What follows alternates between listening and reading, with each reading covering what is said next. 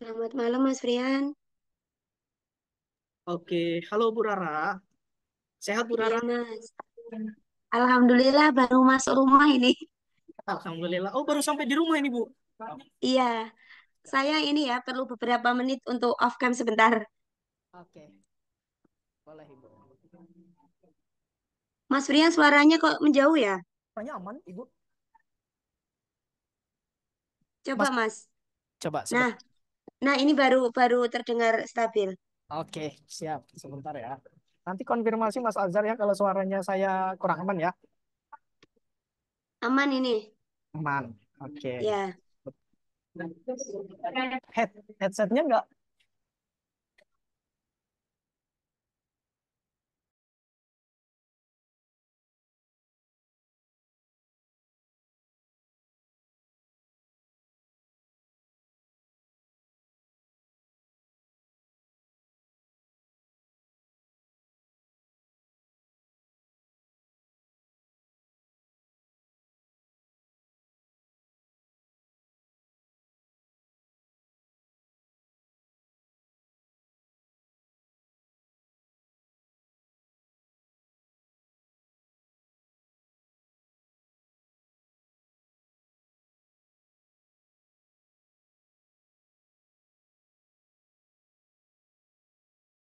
Oke, kita mulai saja dulu ya, teman-teman.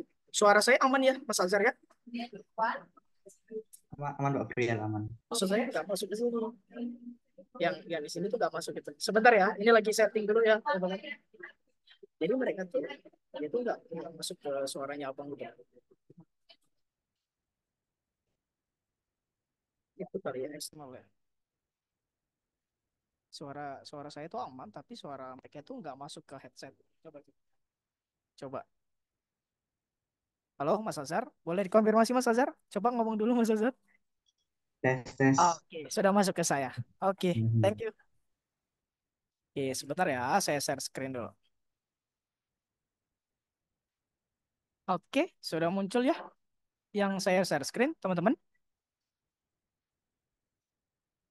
Sudah muncul. Oke.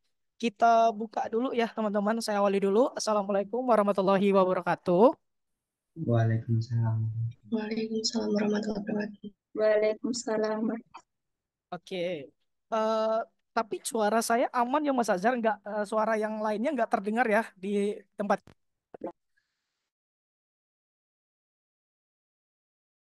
Mas Azhar.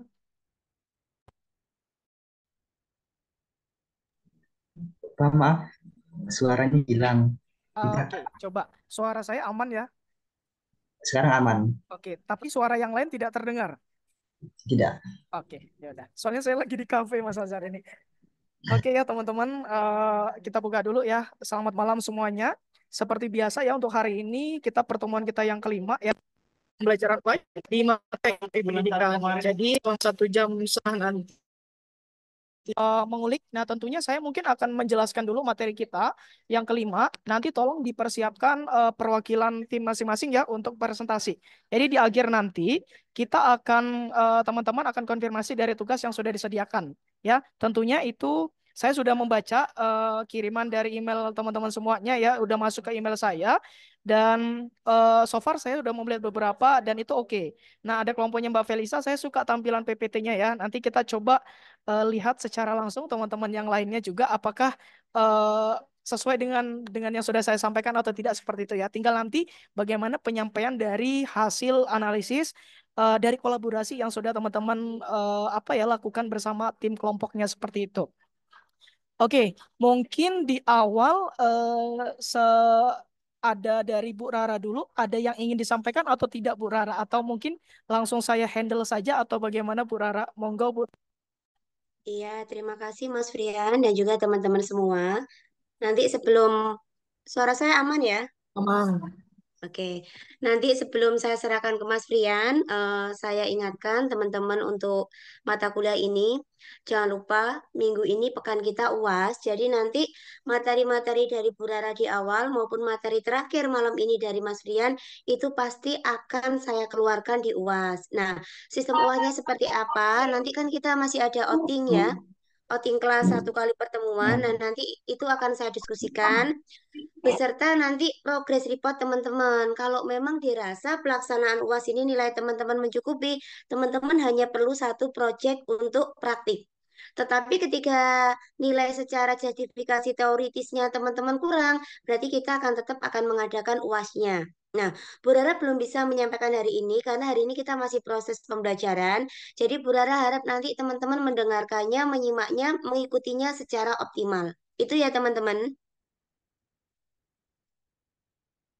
Suara Bu Rara aman ya? Oke, sebelumnya Mas Rian dan teman-teman mohon izin ya, sebelum kita memulai perkuliahan kita pada malam hari ini, marilah kita berdoa menurut ajaran agama dan keyakinan kita masing-masing. Berdoa, disilakan.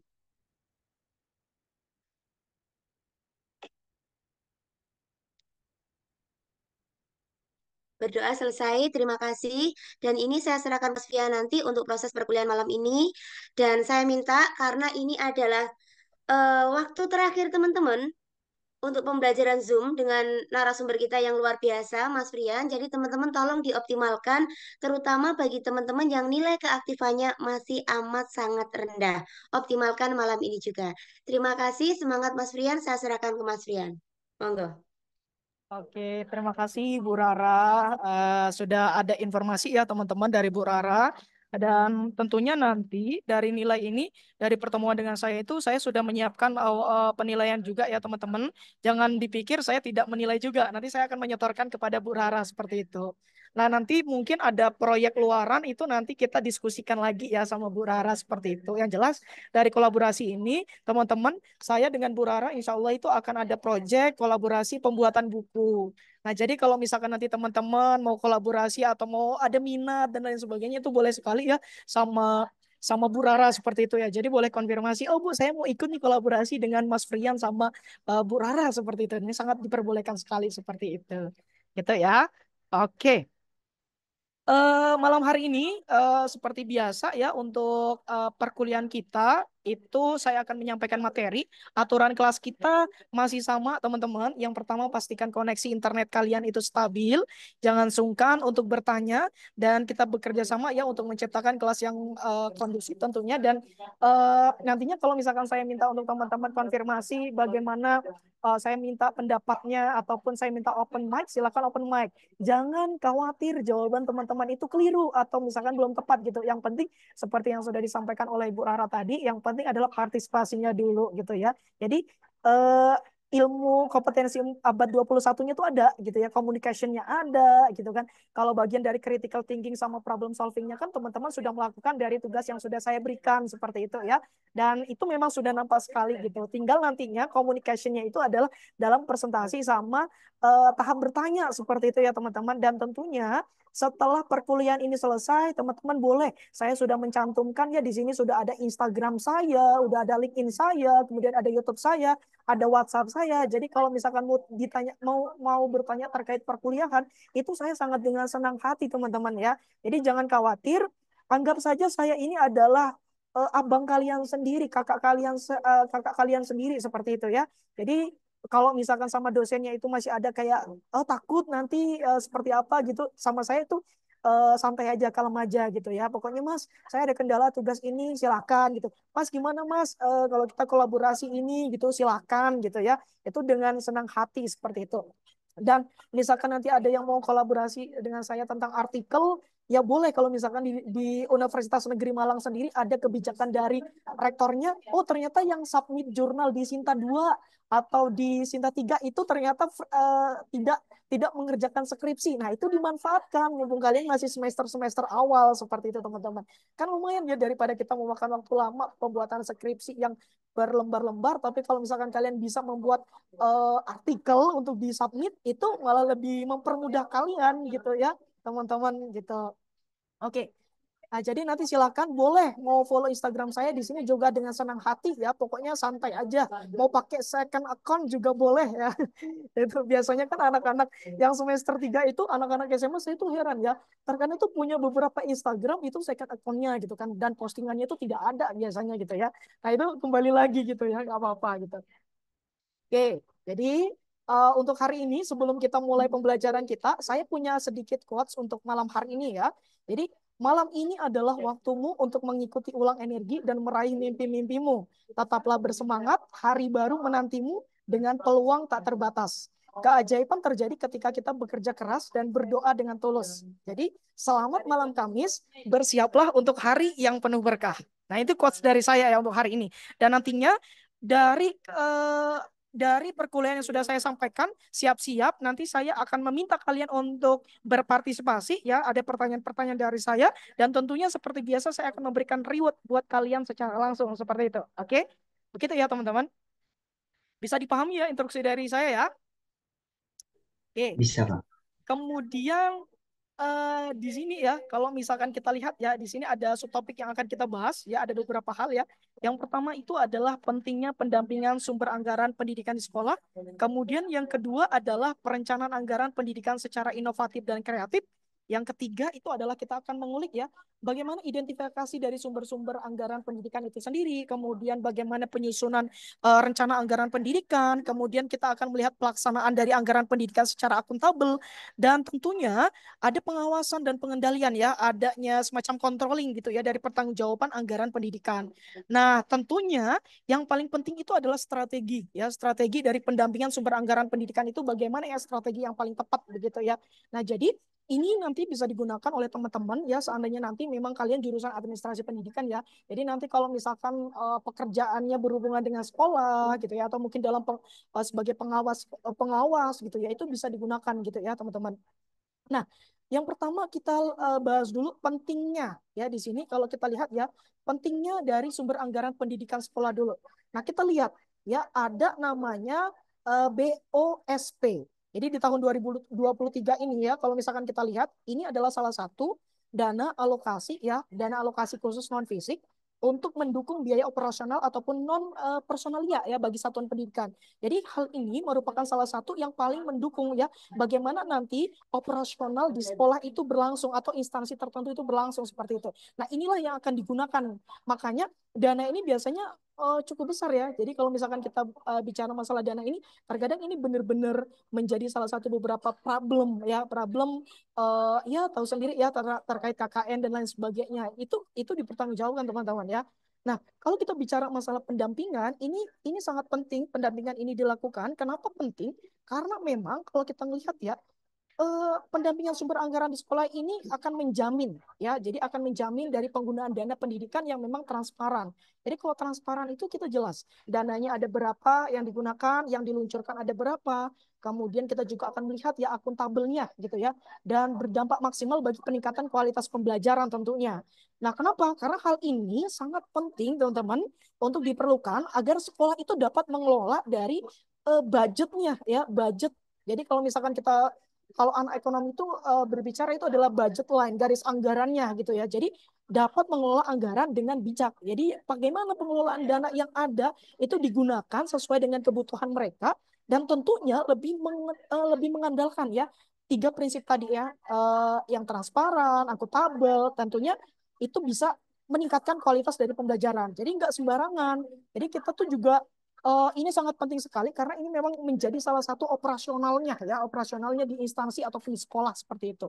Nah, kemudian ada perencanaan anggaran pendidikan secara inovatif. Ya, jadi setiap instansi ataupun di sekolah itu dia memiliki wewenang ataupun tanggung jawab untuk ngeplan ya. Jadi bagaimana plannya agar anggaran pendidikan itu bisa berjalan sesuai dengan semestinya begitu. Nah, kalau kita lihat ya ada beberapa hal. Yang pertama itu ada identifikasi kebutuhannya.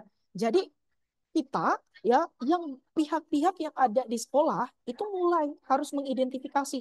Jadi kebutuhan-kebutuhan sekolah itu kira-kira apa yang akan dibutuhkan. Nah, tentunya analisis dari kebutuhan ini memang harus diidentifikasi secara komprehensif.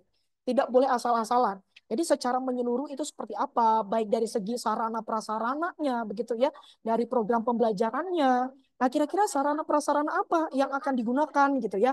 Mungkin kalau misalkan di sekolah kita lihat ya, oh dari kursinya, ataupun bangkunya, kemudian alat-alat yang lainnya, kebutuhan laboratoriumnya dan lain sebagainya seperti itu. Kemudian dari program pembelajarannya, oh program pembelajarannya itu udah sesuai dengan kebutuhan dari pasar itu belum sih gitu ya. Jadi jangan sampai program pembelajaran itu tidak menjawab kebutuhan dari pasar karena jatuhnya nanti tidak match. Kalau tidak match kan kalau bahasa kita sederhananya itu adalah mubazir gitu ya.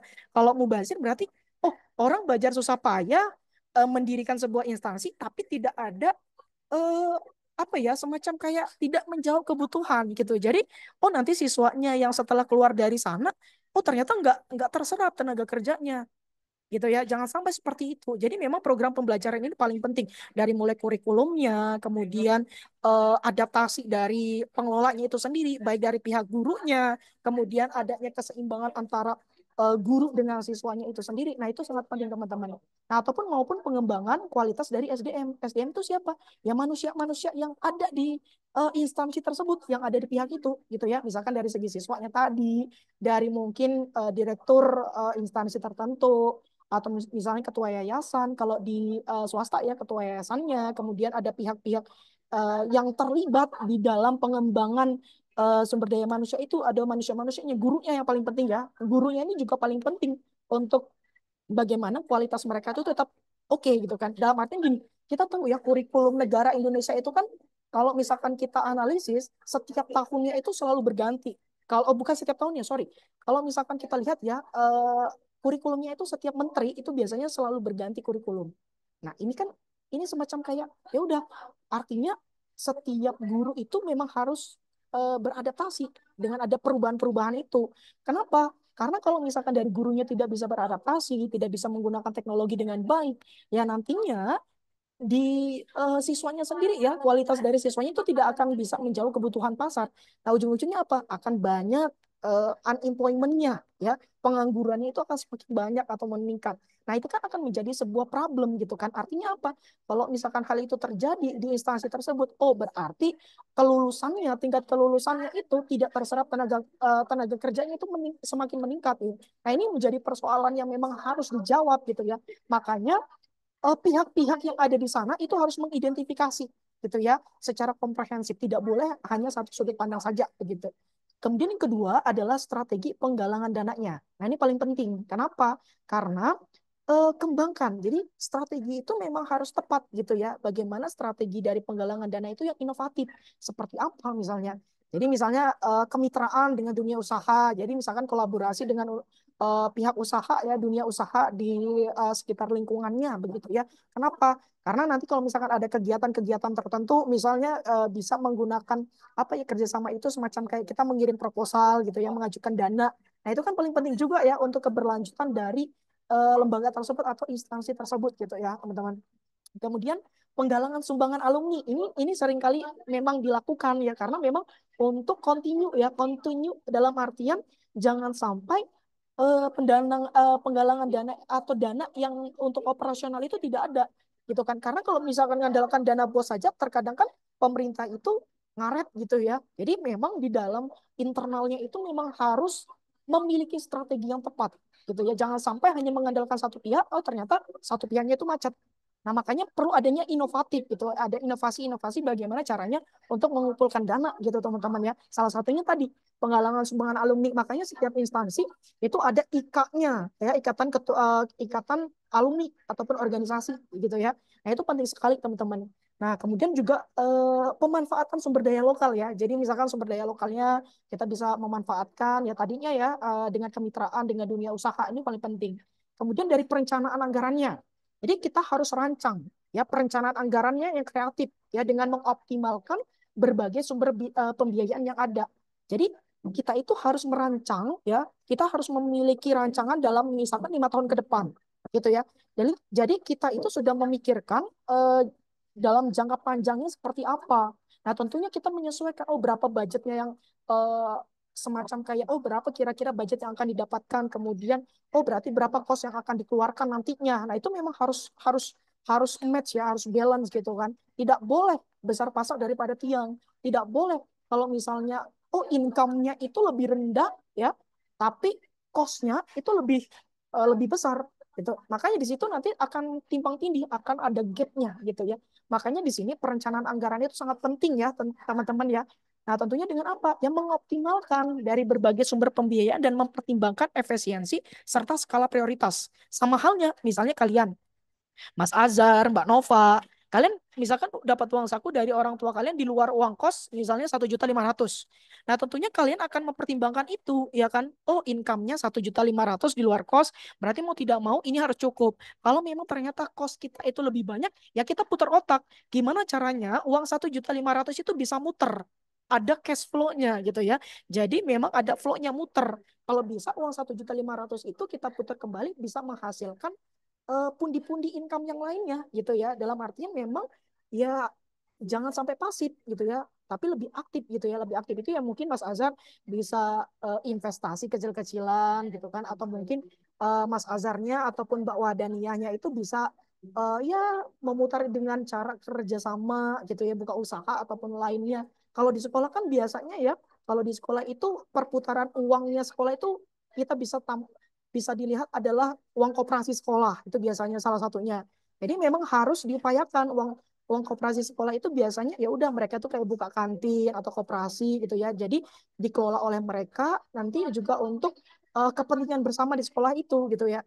Jadi jangan heran kalau seandainya memang kalian itu selalu menemukan, oh kenapa ya di sekolahan A itu setiap akhir tahun itu mereka itu jalan-jalan misalnya. Ya karena mereka itu ada SHU-nya gitu ya. Jadi kayak sisa hasil usaha mereka ada pembagiannya gitu kan. Jadi berapa pembagiannya, berapa untuk memang untuk perputaran dana untuk continue-nya, untuk keberlanjutan dari instansi tersebut gitu kan. Jangan sampai tadi ya, jangan sampai adanya pemborosan. Iya, kalau pemborosan nantinya tidak berjalan dengan efektif dan tentunya nanti dari instansi tersebut itu bisa di apa ya semacam kayak jangan sampailah ya kita itu instansi tersebut tidak tidak berjalan untuk berikutnya. Karena kan kita banyak ya kita temukan, oh ternyata beberapa sekolah-sekolah itu ada yang tutup. Ya kenapa problemnya? Salah satunya itu tidak ada pengelolaan anggaran yang baik gitu ya, perencanaan anggaran yang baik, berapa income yang masuk, berapa cost yang keluar. Gitu. Jadi itu harus harus balance gitu kan. Dari bahasa kita itu bahasa sederhana kita adalah jangan sampai kita tuh rugi gitu ya, tetap harus surplus itu jangan defisit gitu ya. Jadi memang income-nya memang harus lebih besar daripada cost-nya. Begitu itu adalah penting untuk kita lakukan. Makanya memang benar kita harus melakukan skala prioritas. Jadi kalau misalkan kita bicara skala prioritas, setiap orang, setiap instansi itu memiliki skala prioritasnya masing-masing. Sama halnya mungkin kayak kayak misalnya Mbak Wadania, kemudian Mbak Felisa, kemudian Mbak Ayuni tentu memiliki skala prioritas dalam mengerjakan tugas misalnya ya kalau kalian sebagai mahasiswa. Oh ternyata oh tugas ini dalam waktu 1 minggu harus selesai. Oh tapi ada banyak tugas-tugas yang lain. Oh bagaimana sih caranya memanage waktu dengan baik gitu ya. Dipetakan dulu, di mapping dulu. Oh tugas ini memang harus kita selesaikan dalam waktu misalkan 2 hari. Oh ini dalam waktu 2 hari. Kalau cuma dilihatin tidak ada skala prioritas berantakan. Jadi makanya kita perlu harus adanya schedule ya. Jadi penjadwalan yang memang tepat gitu, itu paling penting teman-teman. Oke, di sini kita bisa lihat ya ada identifikasi sumber-sumber anggaran pendidikan. Jadi kalau kita mengidentifikasi sebenarnya ada dana pemerintah, ya. Memang dana pemerintah tuh misalkan dari BOS tadi ya. Jadi ada sumbangan orang tua siswa gitu ya. Bantuan dari masyarakat, ada usaha mandiri sekolah gitu ya. Tadi yang sudah saya sampaikan. Nah, pertama kita lihat dari dana pemerintahnya dulu ya. Jadi kalau misalkan dana pemerintah itu berarti ya sumbernya dari mana? Dari APBN, ya, dari APBD. Gitu ya sumbernya. Ya misalnya apa? Ya tadi dana BOS. Tapi kalau kita hanya mengandalkan satu ini saja, biasanya itu suka lama, ya kan? Makanya sekolah itu suka muter-muter mencari ide yang tepat gitu ya. Mencari idenya dengan apa? Sumbangan orang tua siswa. Tapi saya lihat ya setiap provinsi itu berbeda-beda metodenya ataupun kebijakannya. Seperti di Jawa Tengah ya. Saya nggak tahu ya kalau di Jawa Timur mungkin nanti kita sharing juga ya yang asli orang Jawa Timur seperti apa.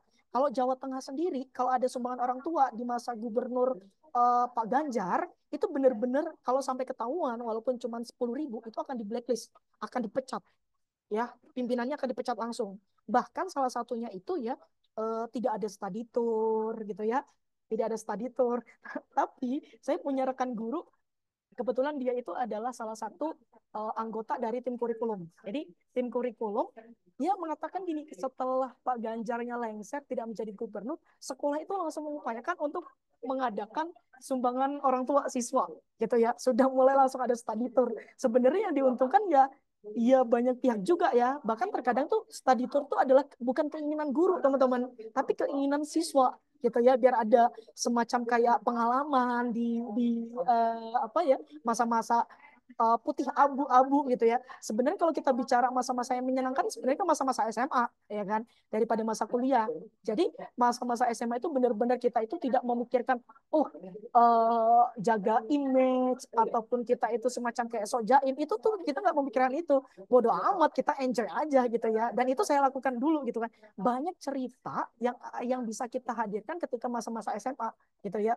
Misalnya dulu ada, saya punya pengalaman, saya ingat ada kita itu bercandaan sama rekan-rekan ya sesirkel lah, satu geng juga bahasanya ya, ada satu geng. Saya ingat banget ada satu teman saya, karena kita itu ketawanya terbahak-bahak, mungkin kalau sekarang itu jokesnya itu yang lagunya Loli Cafe Owner, Coachella gitu ya, Coachella gitu, atau enggak yang lagunya misalkan banting banting saya bang, banting saya gitu ya, itu kan kayak dipleset-plesetkan jadi lucu. Nah ternyata teman saya itu sampai sampai kencing di dalam celana gitu ya, dan itu sampai jadi cerita. Dan kita sebagai teman kan, zaman-zaman dulu kan kita tidak memikirkan oh itu tuh kasihan atau apa, yang penting kita ketawa gitu ya. Beda kalau zaman-zaman kuliah kan mungkin kita hati-hati gitu ya, kita jaga image gitu kan, karena sudah ada proses pendewasaan yang tepat gitu ya.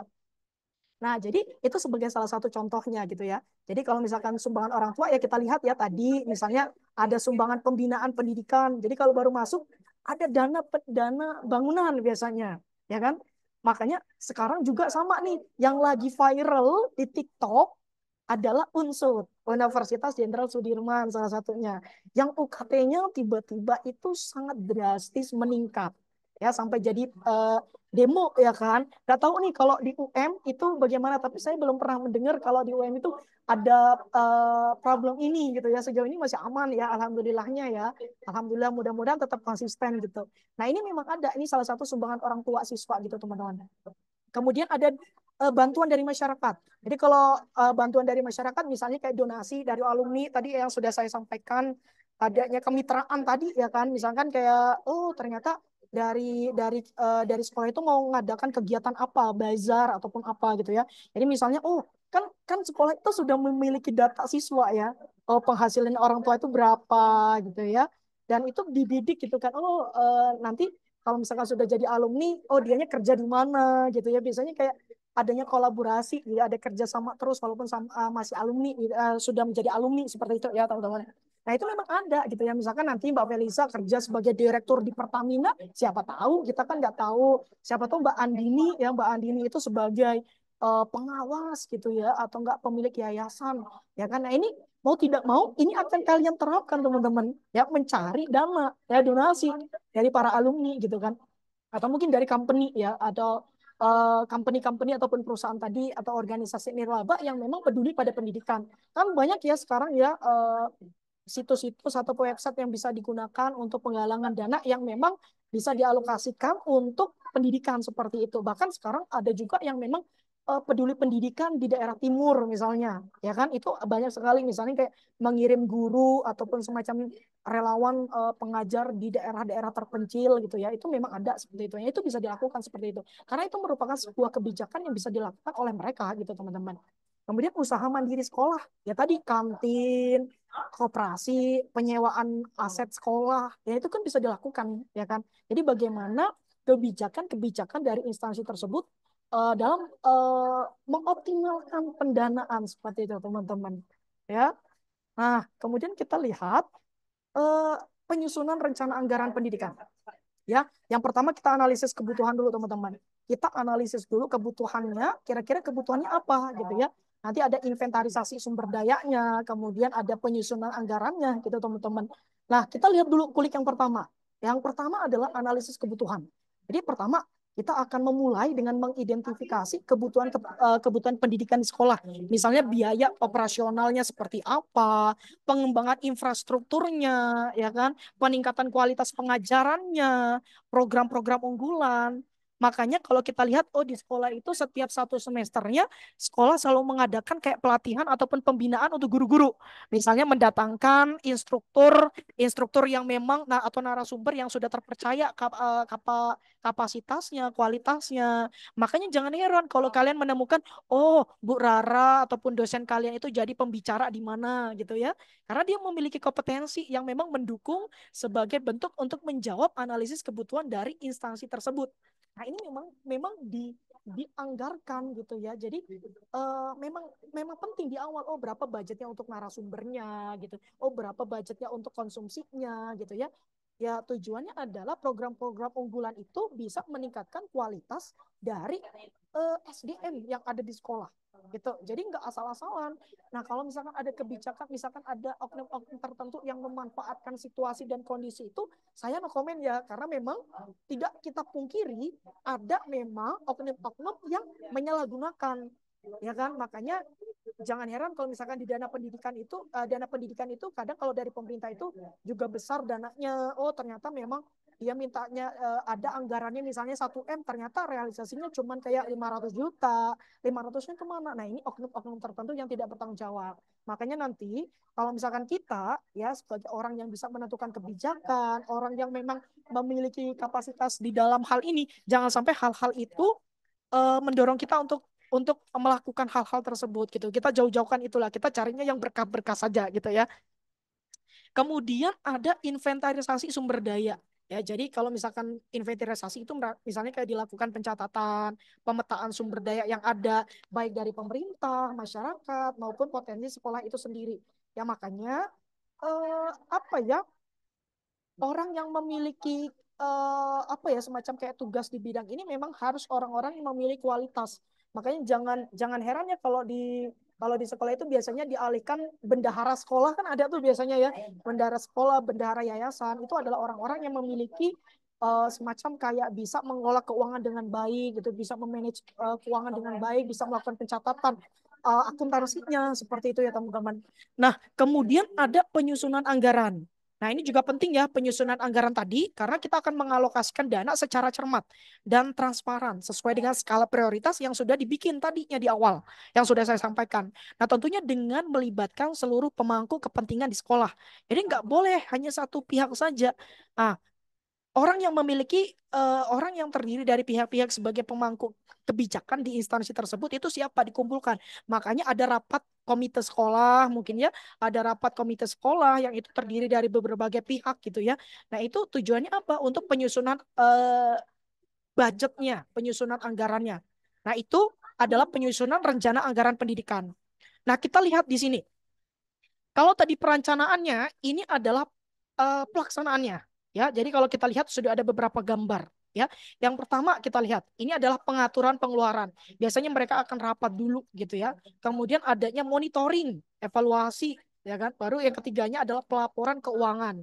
Nah, kita bahas satu persatu. Kalau pengaturan pengeluaran itu biasanya kayak kita melakukan, ya kita melakukan perencanaan dan pengaturan pengeluaran anggaran pendidikan, tentunya secara cermat dan terperinci berdasarkan kebutuhan sekolah.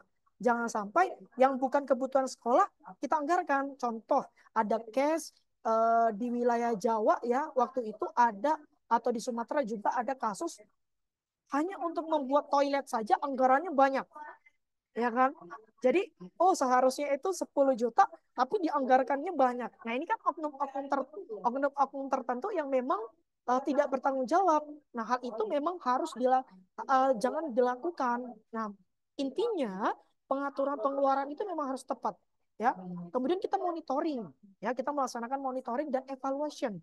Nah, evaluationnya sama monitoringnya tentunya secara kontinu, ya kan terhadap dari realisasi anggaran untuk memastikan penggunaan dana itu sesuai dengan rencana atau tidak, begitu teman-teman. Baru pelaporan keuangan. Jadi kalau pelaporan keuangan ini kita akan menyusun laporan keuangan secara transparan dan akuntabel ya sebagai bentuk pertanggungjawaban penggunaan dana pendidikan. Biasanya ini dilakukan di akhir periode. Nggak usah jauh-jauh deh. Kalian di organisasi ya kan, yang ikut organisasi pasti kan ada LPJ ya kan, waktu mau pergantian struktur pengurusan. Nah, ini biasanya dilakukan di organisasi. Oh, berapa anggaran yang sudah didapatkan, income-nya berapa, kemudian berapa cost yang sudah keluar begitu. Nah, ini memang harus ada pelaporan keuangannya gitu ya. Jadi memang laporan keuangan itu harus transparan dan akuntabel, tapi transparan di sini adalah pihak internalnya. Pihak eksternal tidak perlu tahu, ya kan? Jadi internalnya saja, ya kan? Jadi kita itu bisa mempertanggungjawabkan sama tim, sama anggota gitu, teman-teman. Nah, kemudian ada pengawasan ya. Kalau pengawasannya sendiri ya sama pengendaliannya, yang pertama adalah monitoring berkelanjutan ya. Kemudian ada evaluasi berkala, kemudian di sini juga ada pengendalian internal. Nah, kalau misalkan kita bahas satu persatu teman-teman, sebenarnya yang pertama itu ya sama nantinya ada perannya. Nah, yang pertama itu adalah sekolah ya, dari monitoring berkelanjutan. Jadi di dalam sekolah itu memang kita perlu memastikan adanya sistem pengawasan yang dilakukan secara terus-menerus gitu ya. Jadi atas pelaksanaan anggaran pendidikan yang sudah ada. Jadi dalam artian memang ada pemantauan secara rutin yang dilakukan oleh pihak-pihak yang memiliki tanggung jawab di dalamnya. Jadi pemantauan ini misalnya kayak atas pemasukan, pengeluaran dan penggunaan dana ya. Kenapa? Karena itu dapat mengidentifikasi potensi-potensi penyimpangan yang dilakukan di awal. Jangan sampai itu tidak dipantau. Nanti ada penyimpangan-penyimpangan di awal dari pihak-pihak yang tidak bertanggung jawab. Nah, kemudian kita evaluasi berkala.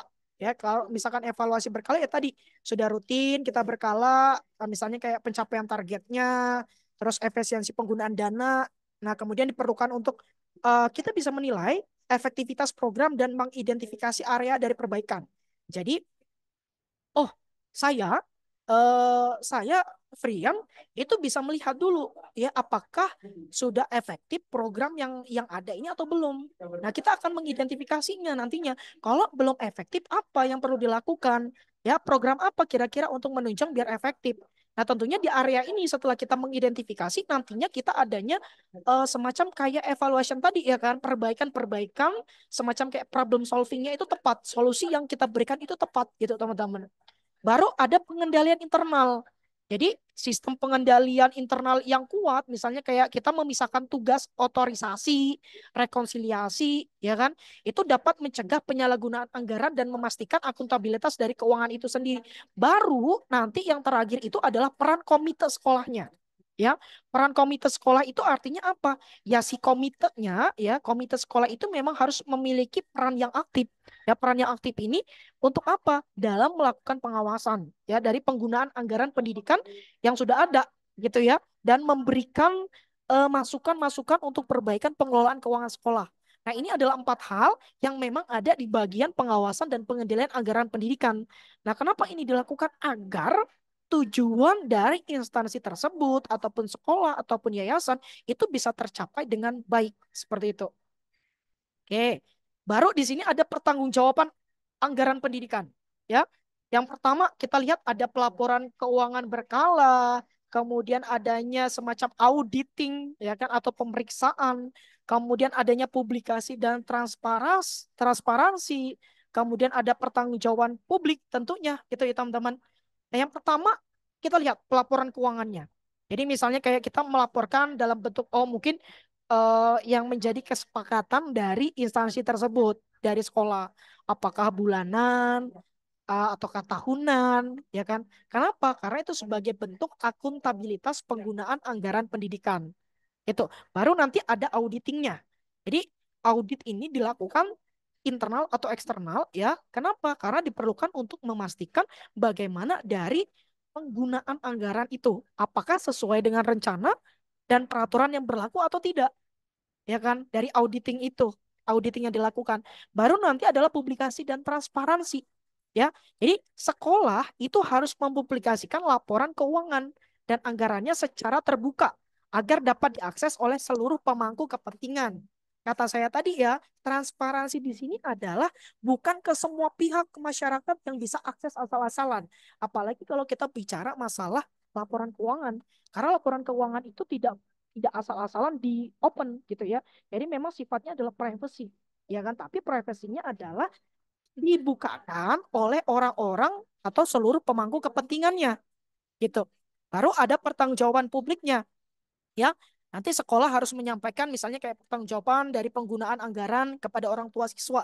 Biasanya kayak adanya rapat sekolah gitu ya, komite sekolah ataupun dinas pendidikan terkait. Nah, ini memang dilakukan sebagai bentuk pertanggungjawaban publiknya gitu. Oh, ternyata anggaran yang sudah diberikan oleh pemerintah tadi dialokasikan untuk apa? Misalkan untuk perpustakaan, untuk pelatihan ataupun pendampingan dari guru yang mendatangkan instruktur yang memiliki kualitas oke gitu ya. Nah, ini biasanya kalau di sekolah itu mereka suka mendatangkan narasumber-narasumber yang memiliki kualitas memang seperti kayak dosen. Ya apalagi udah lulusan doktor kayak Bu Rara. Bu Rara itu kalau nyari uang 1 juta, 1,5 juta dalam waktu 90 menit itu udah easy banget. Cukup jadi pembicara gitu ya. Nah, itu memang apalagi kalau misalkan memiliki soft skill, communication-nya oke, public speaking-nya oke, gampang tuh teman-teman. Apalagi kalian jurusan administrasi pendidikan ya. Dan ini memang mau tidak mau harus kalian dalami. Ya, jangan sampai kalian itu hanya sebagai mahasiswa yang oh ya udah mencatat, mengerjakan tugas, tapi kalian tidak punya soft skill yang mumpuni untuk apa ya, untuk menjawab kebutuhan di era 4.0 yang sudah menuju 5.0 ini, gitu teman-teman. Oke. Ini saya ada piramida dari strategi pendampingan tadi ya, dari pendampingan sumber anggaran pendidikan. Nah, kita bisa lihat ya, yang pertama itu adalah identifikasi. Ya, kemudian ada perencanaan, ada implementasi, kemudian ada monitoring, dan yang terakhir adalah evaluasi. Kita bahas dulu identifikasi. Seperti yang sudah saya sampaikan di awal tadi, kita harus memetakan dulu ya sumber-sumber anggaran pendidikan yang potensial itu apa saja. Ya, kita list, kita bikin poin-poin pentingnya. Kemudian perencanaan, artinya apa? Kita menyusun rencana pendampingan yang memang dilakukan secara sistematis dan terukur. Jangan sampai tidak sistematis dan terukur, ya kacau. Karena tujuan kita adalah tujuannya adalah untuk kepentingan bersama gitu. Kemudian ada implementation. Jadi kalau implementation itu adalah bagaimana melaksanakan pendampingan secara langsung kepada pihak-pihak terkait. Baru nanti kita akan melakukan monitoring. Jadi monitoring itu artinya kita memantau, ya, mengevaluasi efektivitas pendampingan secara berkala itu seperti apa. Kemudian evaluasi. Kalau evaluasi itu artinya kita mengidentifikasi dan menindaklanjuti umpan balik untuk perbaikan. Semacam kayak ada feedback. Ya, feedback yang dilakukan ataupun insight. Nah, itu nanti tentunya eh, tujuannya adalah untuk jangka panjang, tidak hanya jangka pendek gitu ya. Karena kalau misalkan kita punya program, apapun itu programnya, ya memang tujuannya adalah dalam long term, ya bukan short termnya, gitu teman-teman. Nah, dari beberapa piramida yang sudah ada itu ya, maka kita tentunya strategi-strategi yang sudah dilakukan pendampingan sumber anggaran pendidikan di sekolah itu ya, itu membutuhkan semacam kayak pendekatan yang memang komprehensif dan terencana ya. Ya tadi dimulai dari mengidentifikasi sumber-sumber anggaran yang potensial, dilanjutkan dengan penyusunan rencananya, pendampingannya yang terukur, kemudian ada tahap implementasi, yang tahap implementasi ini artinya kita melibatkan berbagai pihak terkait, kemudian ya ada monitoring, evaluasi. Nah, ini adalah yang dilakukan untuk strategi pendampingan sumber anggaran pendidikan, teman-teman. Oke. Nah, ini ada studi kasus ya. Ada contoh studi kasus implementasi pendampingan anggaran pendidikan. Nah, kita misalkan sorot ini ya implementasinya pendampingan anggaran pendidikan di Sekolah Dasar Negeri Kebumen. Ini saya ambilnya ya. Misalkan Jawa Tengah gitu ya. Jadi sekolah ini menerapkan strategi inovatif dalam mengembangkan dan memanfaatkan sumber-sumber anggaran secara efektif dan akuntabel. Nah, ini misalnya rancangannya. Oh, jumlah belanja selama 1 tahun itu berapa? Oh, belinya berapa? Harganya berapa? Gitu ya. Misalkan di bulan Januari berapa? Apakah nanti di bulan berikutnya ada peningkatan atau penurunan atau tidak? Nah, ini penting. Nah, nantinya di sini, oh, analisis ulangannya berapa, untuk bangunan berapa, untuk price harga jasanya berapa, untuk ATK, untuk peralatan-peralatan perlengkapan pendidikan di kelas itu seperti apa. Nah, ini kan penting, ya kan? Nah, tentunya dengan tujuannya apa? Dengan melalui pendampingan yang intensif ini yang melibatkan pihak sekolah teman-teman ya, ataupun komite sekolah atau dinas pendidikan terkait, ya kan? Nah, itu artinya sekolah itu akan mampu meningkatkan transparansi dan akuntabilitas pengelolaan anggaran. Nah, kenapa? Hal ini tercermin dari bagaimana planningnya tadi, ya kan, actuatingnya, kemudian pertanggungjawabannya. Nah, kenapa? Karena itu harus dilakukan secara tertib dan terukur. Jangan sampai asal-asalan seperti itu teman-teman. Oke, kalau sudah sampai di sini sepertinya udah di penghujung nih teman-teman ya. Nah, ini baru kesimpulan sama rekomendasinya. Ya, dari berbagai sumber kita lihat ya kesimpulan rekomendasi. Yang pertama itu kesimpulannya adalah pendampingan sumber anggaran pendidikan di sekolah itu merupakan langkah strategis ya untuk memastikan pengelolaan dana pendidikan yang akuntabel dan transparan itu ya hal dapat meningkatkan kualitas layanan pendidikan bagi peserta didik itu seperti apa. Nah, rekomendasinya bagaimana gitu ya. Nah, berarti pemerintah perlu mengeluarkan kebijakan yang mendorong sekolah untuk melakukan pendampingan sumber anggaran pendidikan secara komprehensif gitu ya. Mulai dari planningnya tadi, kemudian pelaksanaannya, pengawasannya, ya kan, controllingnya gitu ya, dan pertanggungjawabannya. Nah, tentunya di sini yang menjadi rekomendasi tadi ya, nah ada pengembangan kapasitas pendamping, ya perlu adanya program misalnya ya peningkatan dari kapasitas bagi pendamping sumber anggaran pendidikan di sekolah. Kenapa? Karena mereka itu biar bisa melaksanakan tugasnya secara profesional dan tentunya memiliki jiwa inovasi yang tinggi atau yang dikenal dengan inovatif. Baru nanti dari partisipasi masyarakatnya, ini ada keterlibatan dari masyarakat tadi. Ya misalnya kayak orang tua siswa, ya kan? Kenapa? Karena mereka juga memiliki semacam kayak apa ya? Kontribusi ya kan untuk keberlanjutan sekolah tersebut selama memang anak mereka berada di instansi tersebut. Kan istilahnya kalau sekolah di instansi tertentu dititipkan di sekolah itu gitu ya, teman-teman. Nah, artinya apa? Yang berarti dalam proses pendampingan sumber anggaran pendidikan itu memang tujuannya adalah untuk meningkatkan akuntabilitas dan transparansi dari pengelolaan dana pendidikannya. Nah, jadi itu adalah beberapa hal yang ada di materi ini. Intinya itu semacam kayak memang adanya kerjasama, ya kan, kerjasama antara pihak yayasan atau pihak sekolah dengan pihak-pihak tertentu, baik dari pihak swasta, dari perusahaan tadi, kemudian dari peserta didiknya sendiri, kemudian dari orang tua siswa yang paling penting. Gitu. Kenapa? Karena mereka itu harus mempertahankan bagaimana ya manajemen pendidikan di sekolah itu berjalan dengan tepat gitu ya. Jadi salah satunya kita bisa melihat kualitas sekolah itu bagus atau tidaknya itu bisa dilihat dari manajemen sekolahnya gitu ya. Jadi kalau sekolah yang memang unggulan, yang siswanya itu misalkan juara-juara di mana juara-juara di kejuaraan lomba gitu ya, itu artinya manajemennya itu sudah sangat bagus di sekolah itu, dari mulai peningkatan kualitas dari gurunya, pembinaan olimpiadenya, pembinaan karya ilmiahnya, sama halnya kayak di kampus itu ya, di universitas itu kalau mahasiswa itu dilihat ya, itu adalah kayak program kreativitas mahasiswanya atau PKM-nya itu banyak yang lolos nggak sih gitu ya. Sekarang setiap universitas itu memang di ranking. Oh, ternyata dari Universitas Negeri Malang itu berapa yang lolos PKM gitu ya. Nah, by the way teman-teman, kalau kalian sampai lolos PKM di PIMNAS, kalian itu bebas tidak skripsian. Ya, informasi dimanapun itu. Jadi itu perlu salah satu informasi yang mungkin bisa kalian gunakan ya, ataupun perlu kalian kulik. Apalagi kalian masih semester bawah, jadi masih banyak waktu untuk mempersiapkan diri. Jangan cuma scroll TikTok aja gitu ya. Nanti waktu kita sangat sangat terbatas, sangat habis untuk TikTokan atau yang cowok itu misalnya ya Mas Yusuf, Mas siapa? Eh, Mas Rizky, oh ternyata cuma Mobile Legend. Aduh, jangan. Kalau kita sudah di depan laptop, aduh, Mobile Legend itu saya ngelihat teman-teman kayak misal main game ya, kita kadang kesel ngomongnya kasar. Nah, saya bisa dipastikan sampai hari ini saya tidak ada game satupun di HP saya.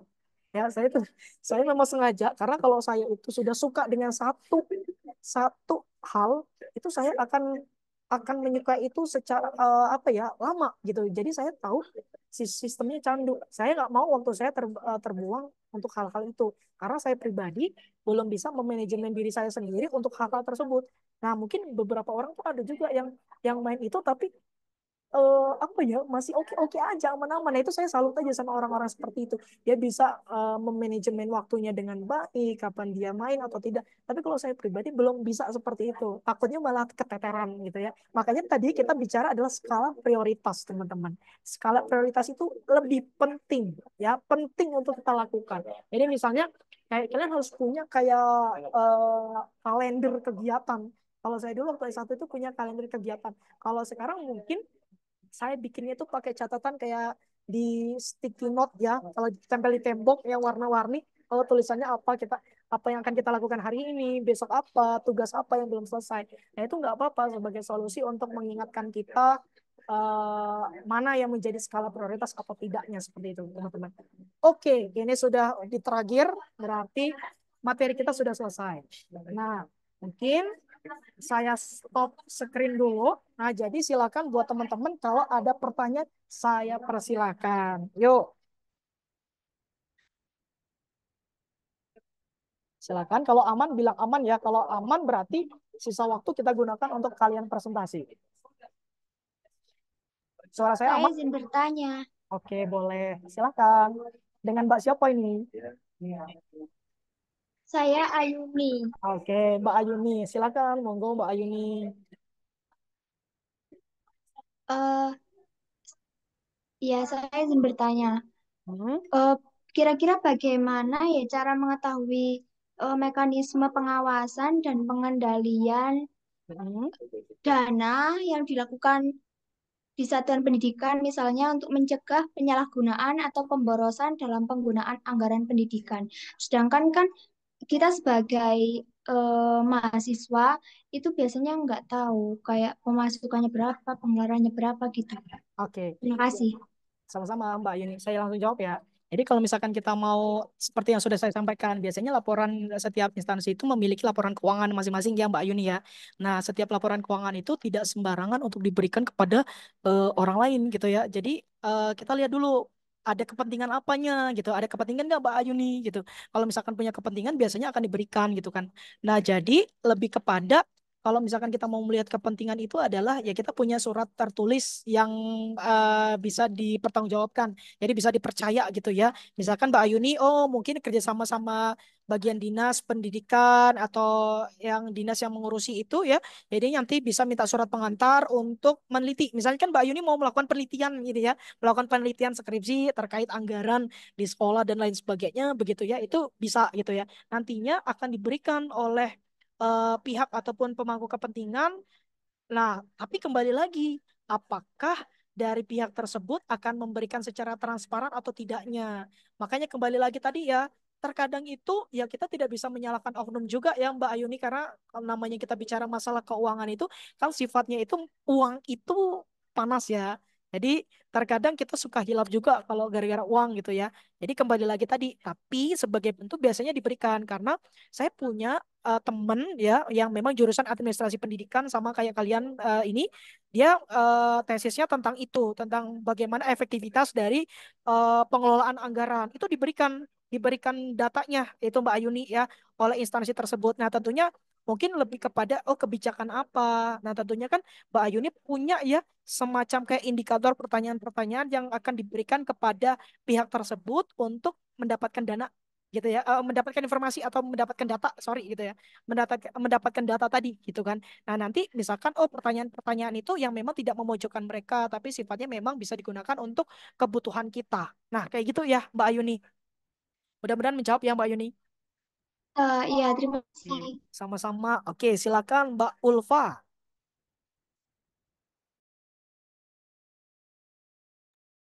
Terima Iya, terima kasih Mas Fian. Eh, saya mau bertanya, itu juga ada kaitannya sama yang ditanyain sama teman saya, Ayuni. Itu kan tadi biasanya di penyusunan rencana anggaran kan ada itu ya, Mas Fian ya. Ada analisis kebutuhan. Nah, di semester-semester lalu itu saya udah neliti kayak misal neliti tentang rencana anggarannya itu dari informasi yang saya dapat itu dianalisis kebutuhannya katanya di sekolah itu kayak melebih-lebihkan beberapa misal melebihkan beberapa anggaran tapi itu karena katanya kalau misal kebutuhan misal di tahun ini itu beda sama di tahun-tahun selanjutnya. Itu menurut Mas Rian apakah bagaimana ya Rian itu? Apakah diperbolehkan atau tidak? Apakah Gitu ya. Betul nggak? ya Oke, saya jawab. Jadi begini, Mbak Ulfa.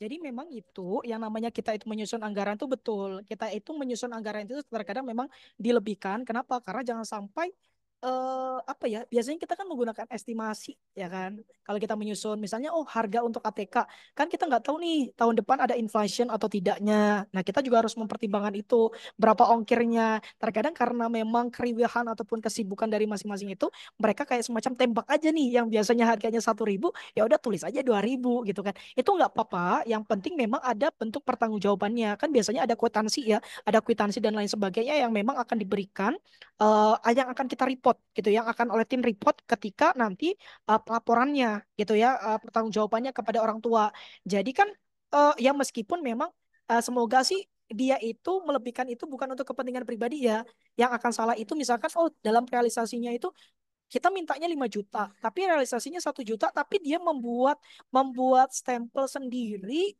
5 juta misalnya. Nah, tapi orang yang mengaudit, saya rasa orang yang mengaudit itu kan memiliki kapasitas ataupun kemampuan yang memang sudah apa ya tidak sembarangan kayak gitu ya kecuali beda tanda kutip nih kalau yang mengaudit itu ada kong kali kong ada kerjasama dengan pihak itu nah itu beda lagi. Nah, oknum-oknum seperti itu jangan sampai menjadi bagian dari keinginan kita ya. Kalau bisa kita jangan jangan berpikir melakukan itu gitu ya.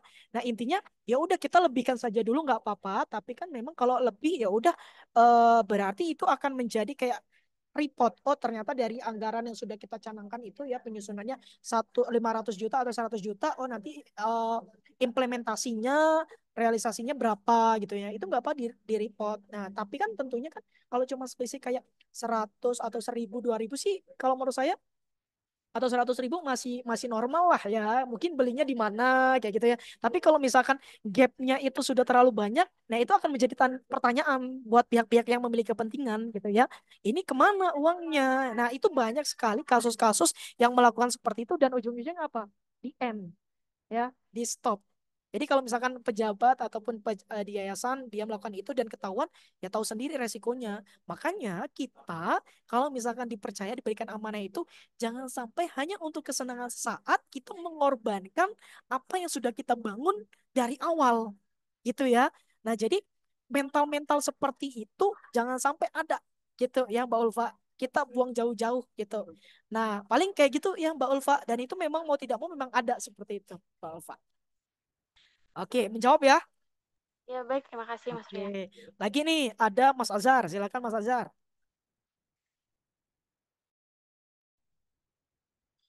Terima kasih atas kesempatannya Pak Frian. Jadi Oke, saya ingin bertanya di bagian monitoring berkelanjutan. suaranya dikencengin Di lagi Mas sini, Azhar. jadi saya ingin bertanya di bagian monitoring berkelanjutan.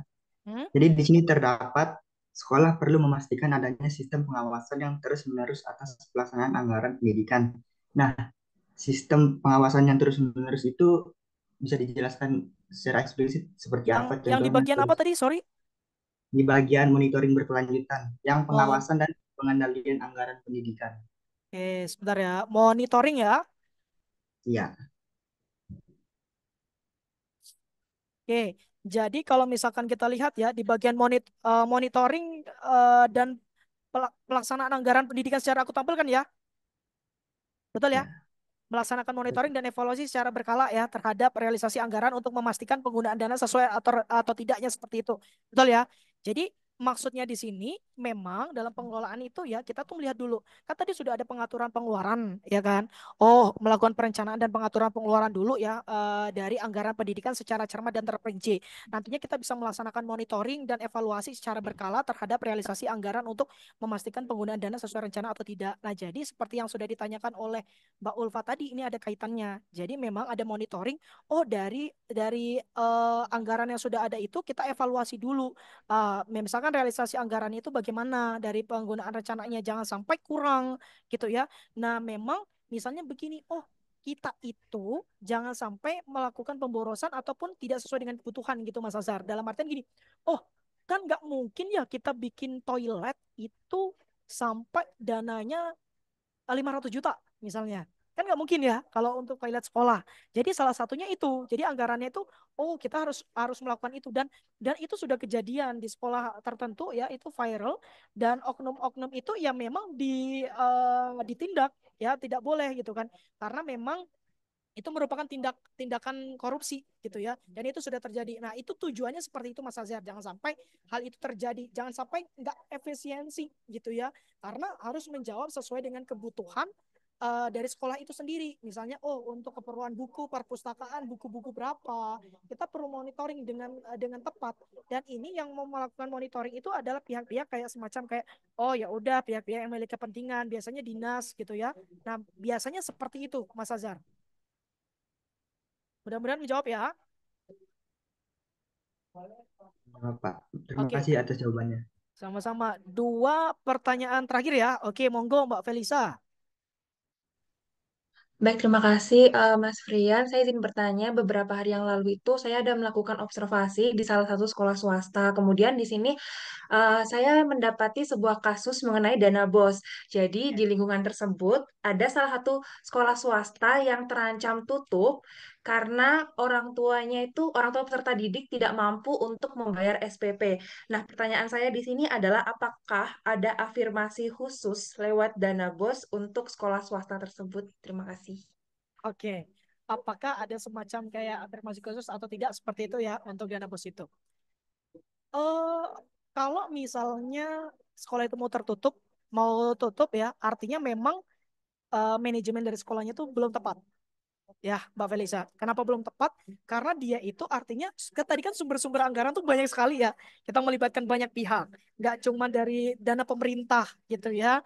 Dan kalau misalkan dana bos itu tidak menutup, artinya memang harus ada kebijakan-kebijakan khusus dari sekolah itu. Bagaimana semestinya yang dilakukan? Ya tadi harus melakukan mitra, harus ada perputaran uang. Jangan mengandalkan satu pihak itu, Mbak Felisa. Jadi kalau misalkan ada afirmasi khusus atau tidak, aku rasa memang tidak ada gitu ya. Kenapa? Karena kalau misalkan tidak adanya pengelolaan anggaran yang tepat, mau tidak mau ya tutup dan itu banyak kejadian, gitu ya. Makanya kalau swasta itu, pihak swasta itu kan berbeda dengan negeri.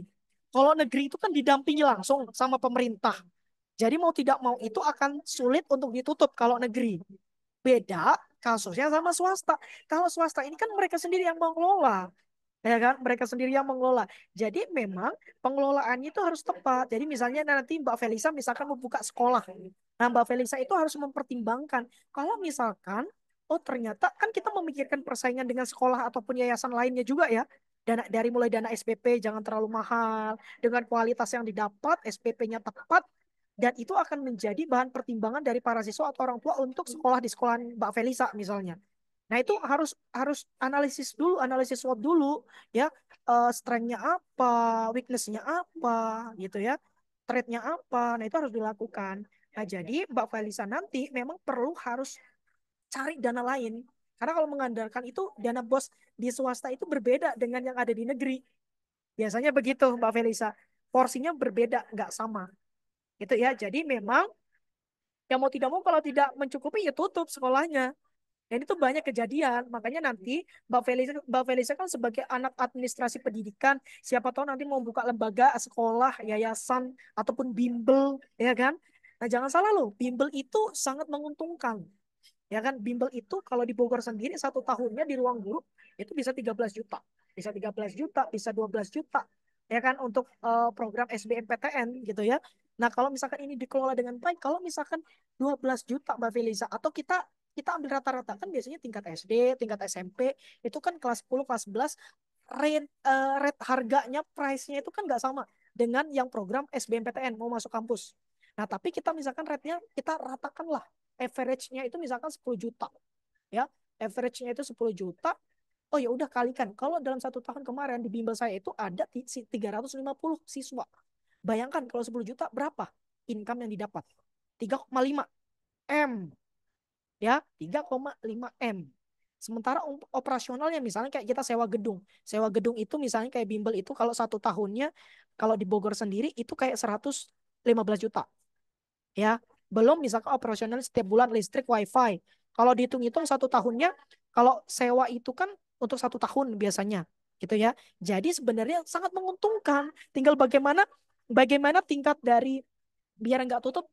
Ya, marketingnya juga harus jalan dengan bagus dong, nggak boleh asal-asalan. Apalagi kalian di mahasiswa-mahasiswa milenial, anak-anak milenial punya dong marketingnya. Mbak Felisa dari segi looknya bisa jadi ambasadornya sendiri di situ, atau merekrut Mas Azhar misalnya nanti sebagai ambasador di situ untuk mempromosikan bimbelnya Mbak Feliza. Itu kan penting juga, perlu, karena kalau misalkan orang kan ngelihatnya dulu adalah marketingnya dulu. Kalian kan bisa ngelihat ya, ruang guru marketingnya TV-TV itu didominasi oleh ruang guru tahun kemarin, apalagi di zaman corona. Bahkan iklan iklan sebentar itu ada corona, ada ruang guru, sampai bosan orang. Sampai saya tuh ditanya di kampung saya selalu ditanya, ini gimana ruang guru kok banyak iklannya, jadinya nonton sinetronnya jadi terganggu nih gitu ya. Nah itu perlu dilakukan. Jadi kayak marketing mixnya itu memang harus jalan Mbak Felisa, biar biar continue. Karena kan tentunya Mbak Melisa itu ketika ngeplan ya, itu harus memiliki semacam kayak apa ya, tujuan jangka panjang kan yang akan dicapai, bukan jangka pendek. Kita tuh tidak hanya sebatas kita mengumpulkan dana, habis itu kita tidak menjaga kualitas dan kebutuhan siswa apa, jangan sampai itu tidak dilakukan, jangan sampai kita itu melakukan itu gitu ya. Dalam artian kita asal menerima saja, habis itu kita tidak memikirkan kurikulum SBMPTN misalnya ya SNBT kurikulumnya ini, tapi kita tidak adaptif, tidak adaptasi dengan adanya perubahan itu. Ya tentu tidak akan apa ya, tidak akan diminati lagi ke depannya, karena orang Indonesia itu biasanya dari mulut ke mulut. Ya kan, Mbak Tias, Mbak Andini, kalau misalkan jalan ke kafe, makan ke kafe, tempatnya Instagramable, pasti akan merekomendasikan ke teman. Oh, besok nongkrong di tempat ini aja. Tempatnya Instagramable, ya, cozy nih bahasanya, cozy bener ya. Nah, tempatnya oke, ya kan, kita bisa bikin Insta story yang oke. Makanannya enak, harganya murah. Nah, orang akan balik lagi. Nah, itu yang akan menjadi yang harus dianalisis buat kalian sebagai anak administrasi pendidikan kalau mau buka lembaga. Biar apa? Biar tidak stop, biar nggak bangkrut, biar nggak tutup instansi kalian. Nah, gitu jawaban saya, Mbak Felisa. Mudah-mudahan menjawab ya. Baik, terima kasih, Mas. Oke, sama-sama. Terakhir ya, terakhir dari Mbak Tias. Ya, silakan. Ya, terima kasih Mas Frian. Suara saya terdengarkah? Aman, aman.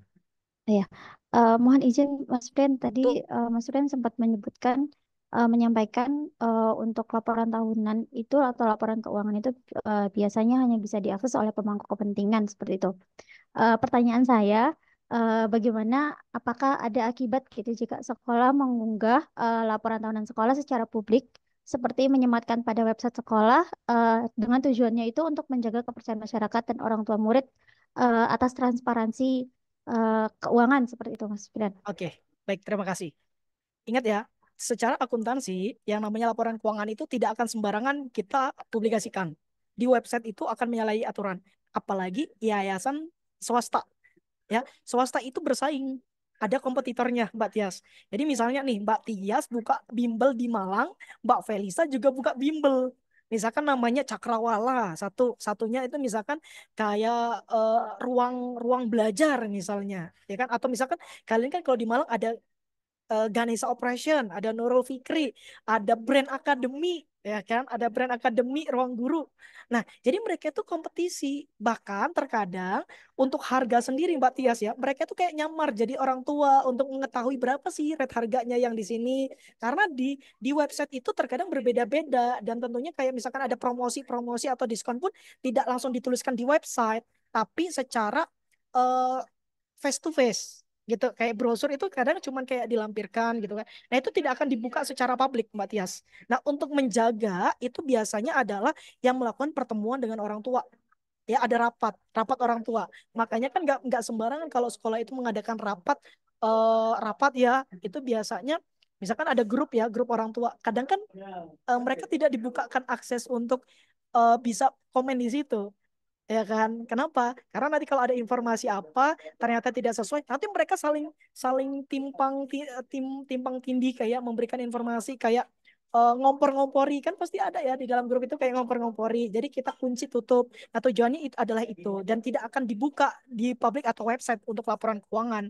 Hanya akan dilihat misalkan yang akan ditampilkan itu sebagai bentuk marketingnya, kualitasnya, lulusannya berapa, nilainya berapa, itu yang akan dilakukan. Nah, kalau misalkan mau tahu laporan keuangan, ya tadi seperti pertanyaannya Mbak siapa tadi ya di awal itu Mbak Ayuni kalau nggak salah. Nah, itu bisa melakukan itu secara langsung ada surat-surat pengantar. Nanti kita melihat bagaimana boleh nggak kita misalkan untuk kepentingan mahasiswa untuk melakukan penelitian, tapi terkadang tidak akan diberikan 100% gitu loh, 100% semuanya. Karena tetap ada sifatnya adalah rahasia gitu. Nah, jadi karena itu harus dilakukan karena memang untuk menjaga kualitas ataupun keberlangsungan dari lembaga itu. Jangan sampai bimbelnya Mbak Tias atau Mas Maulana Rizky itu nanti kan tentunya bersaing ya untuk mendapatkan siswa banyak-banyak kuantitinya gitu kan. Karena untuk keberlanjutan. Jangan sampai nanti strategi dari instansi itu kebaca oleh orang lain gitu. Nah, jadi itu ya Mbak Tias, tetap nggak boleh, tapi tetap melakukan pertemuan dengan orang tua siswa gitu biasanya. Oh ini loh transparansinya, untuk ini. Kayak misalkan kita mau mungut nih, biasanya kan sekolah kan tidak hanya menginformasikan ke siswa kayak, oh iuran 100.000 misalnya. Enggak kan? Kayak misalkan gini, kalau di saya di Palembang, misalkan mau bikin plafon di aula. Jadi orang tuanya nanti dipanggil rapat kita. Oke, gimana Bapak Ibu? Ya bahasa basinya kita lah sebagai pihak sekolah. Kita tuh mau bikin kayak semacam atap nih, atap kita sudah rusak. Kita tuh perlu anggaran seperti ini. Ketika memang sudah dirancang oleh pihak sekolah dari 300 siswa kelas 12 misalnya. Ternyata sebagai uang perpisahan kita misalkan pungut 200.000, kalian setuju tidak? Nah, kalau transparansi seperti itu dan sekolah itu sudah ada misalnya kayak rincian, untuk beli semen berapa, untuk beli ini berapa, bangunannya berapa, ya kan? Dan tentunya gini, kalau harga misalkan satunya 10.000 misalnya, dan kita mencantumkan 10.000, tentunya akan percaya. Nah, pasti Mbak Tia sebagai orang tua akan lihat, oh ini Mas Frian kok menentukan harga satu pulpen ini saja kok 10.000, padahal beli aja 5.000 gitu ya. Nah, tapi kalau memang sesuai, memang pasarannya itu 10.000, ya udah percaya, masih normal. Nah, jadi hal-hal itu perlu dilakukan. Karena kalau kita ngomongin dana itu harus hati-hati, jangan sampai menjadi apa ya semacam kayak problem buat instansi kita sendiri. Apalagi kayak di negeri, kalau negeri itu kan udah ada dana bos dari pemerintah yang banyak ya. Jadi nggak bisa banyak-banyak juga. Tapi beda kalau swasta. Kalau swasta kan memang pure yang mengelola yayasan itu. Tidak ada kaitannya dengan pemerintah 100%. Jadi mau itu otorisasinya masing-masing yayasan swasta. Jadi nanti siapa tahu Mbak Tias mau buka SDIT, SDIT, sorry, SDIT misalnya kan. Kan banyak nih sekarang orang tua itu lebih lebih suka ke IT ya kan daripada ke negeri. Nah, itu perlu dilakukan. Itu nggak apa-apa, itu menjadi semacam kayak analisis ataupun menjadi strategi ya untuk kalian karena kalian jurusan administrasi pendidikan gitu. Ya gitu ya teman-teman. Mudah-mudahan menjawab ya Mbak Tias. Ya, terima kasih Mas Prian atas jawabannya. Oke, sama-sama. Oke, kita cukupkan ya. Ini kayaknya sengaja banyak tanya biar nggak presentasi ini kayaknya. Di, di grup kalian kayaknya ini udah, biar nggak presentasi ya. Enak aja ini. Oke, mungkin itu saja untuk tanya jawab sama materi ya. Kita masih ada waktu 20 menit. Saya minta dulu kelompoknya Mbak Felisa. Silakan untuk presentasi. Oke, baik Mas Mon. Tunggu sebentar ya, kami izin share screen.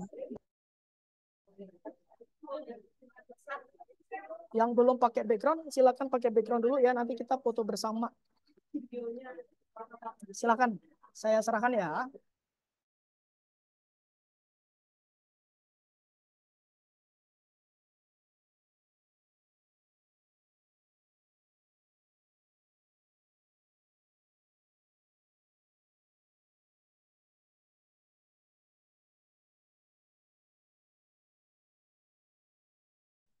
Tes, tes. Baik, Assalamualaikum warahmatullahi wabarakatuh. Selamat malam Pak Frian, Ibu Rara, dan teman-teman sekalian. Jadi perkenalkan kami dari kelompok 5 akan mempresentasikan terkait studi kasus ekonomi pendidikan. Mungkin bisa di next.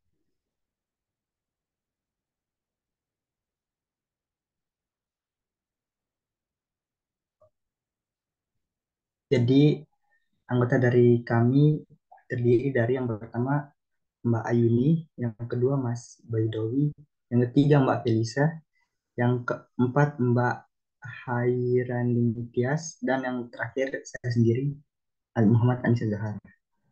Jadi next.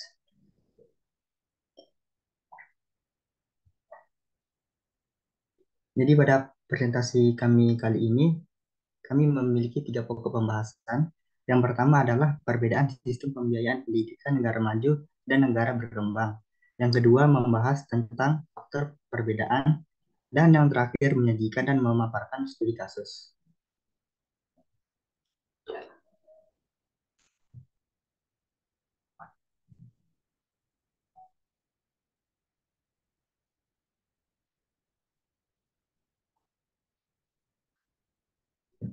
Baik, dari negara maju, penelitian yang dilakukan oleh Daud 2020, pemerintah Finlandia tidak memungut biaya apapun dari warga negaranya. Anggaran pendidikan di Finlandia memang sedikit lebih tinggi dibandingkan rata-rata negara di Eropa. Pemerintah Finlandia menyediakan anggaran 5.200 euro atau sekitar 70 juta per tahun untuk setiap siswa. Leo Pankin, konselor pendidikan dari Badan Pendidikan Nasional Pendidikan di Finlandia, menyebutkan setiap tahun sekitar 52.000 murid yang masuk sekolah dasar. Dengan demikian, anggaran yang disediakan pemerintah untuk murid pendidikan dasar mencapai 3,64 triliun per tahun. Jadi next.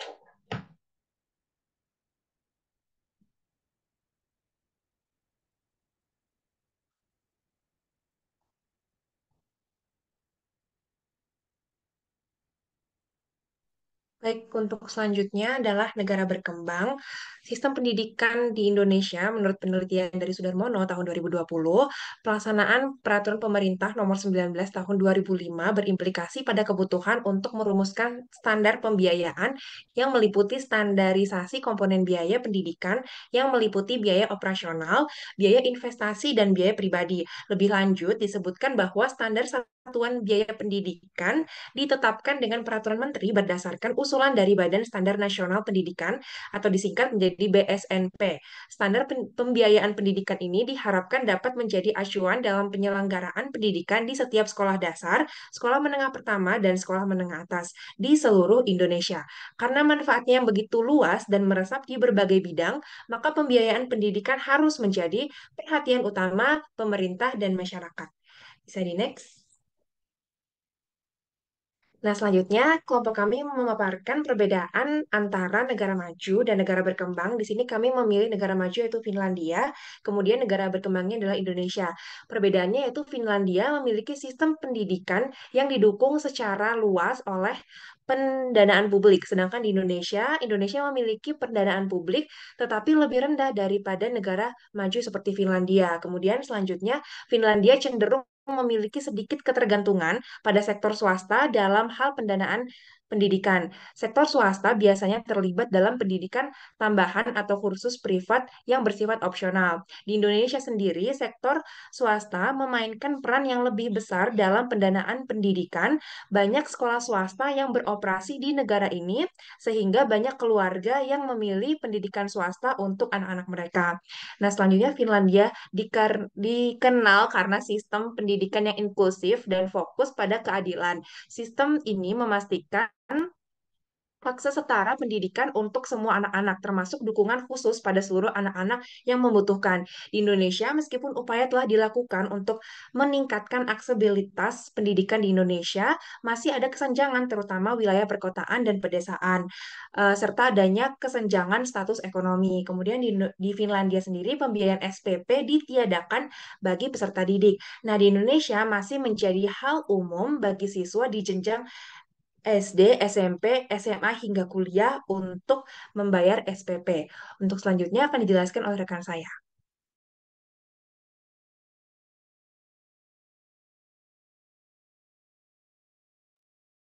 Selanjutnya yaitu studi kasus seperti pada contoh di gambar tersebut yaitu ketidaksetaraan infrastruktur sekolah dan dampaknya terdapat peningkatan kualitas pendidikan.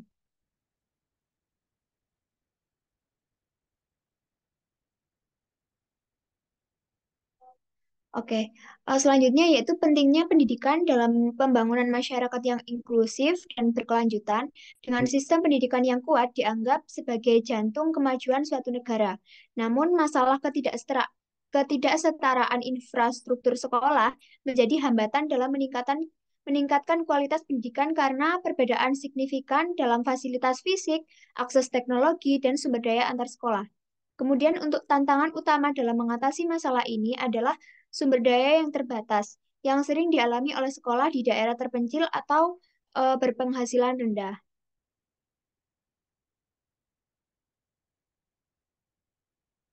Selanjutnya, terdapat kelebihan dan kelemahan dari BOS.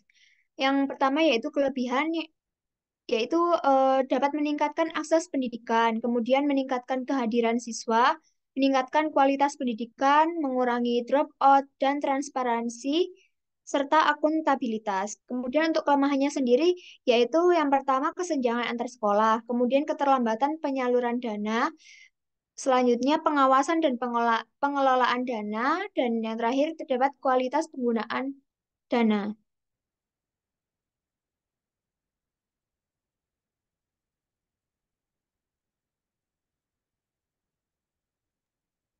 Sehingga dapat disimpulkan pada studi kasus tersebut yaitu kesimpulan yang dapat diambil melalui presentasi kelompok hari ini adalah sebagai warga negara Indonesia sudah sepantasnya kita mendapatkan fasilitas pendidikan dengan seadil-adilnya demi kemajuan kualitas pendidikan yang ada.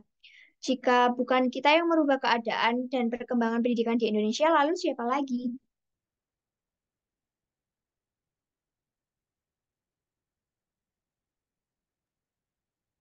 Eh, Berikut daftar rujukan yang kita ambil dari presentasi malam hari ini.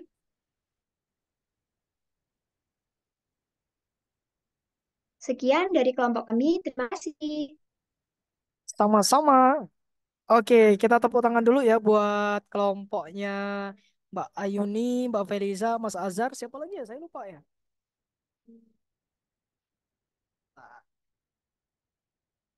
Ada ikon itu bisa menggunakan ikon teman-teman tepuk tangannya. Ya, betul.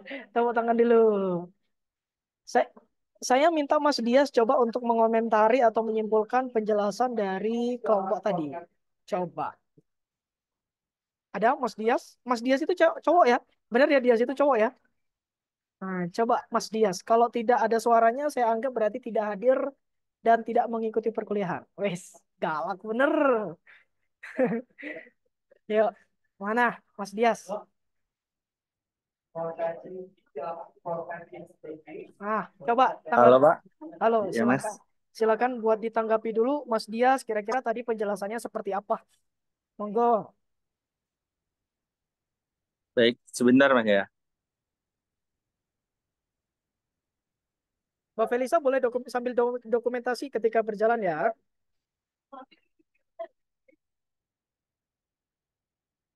Yuk,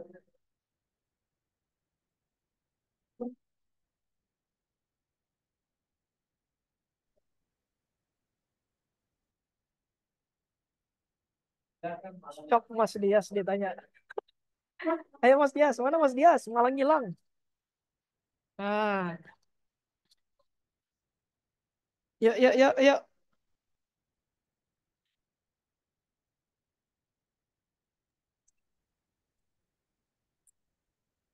Baik. Apa suara saya bisa terdengar? Aman, aman, aman. Sok, sok, silakan. Mohon izin bertanya, yang ditanggapi ini untuk mengenai apanya ya, Kak? Yang disampaikan oleh tim tadi itu apa saja yang Mas Dias dapatkan? Saya mau dengar. Mungkin yang tadi yang dipresentasikan kan ada presentasi studi kasus ekonomi pendidikan ya. Hmm. Lalu untuk yang saya ketahui tadi terdapat 3 dari materi yang dibahas mengenai perbedaan sistemnya. Lalu ada membahas faktor perbedaan sistem pendidikan negara maju dan negara berkembang. Oke. Lalu ada menyajikan dan memaparkan studi kasusnya. Oke. Bagaimana dari Untuk perbedaannya? Dari perbedaannya sendiri,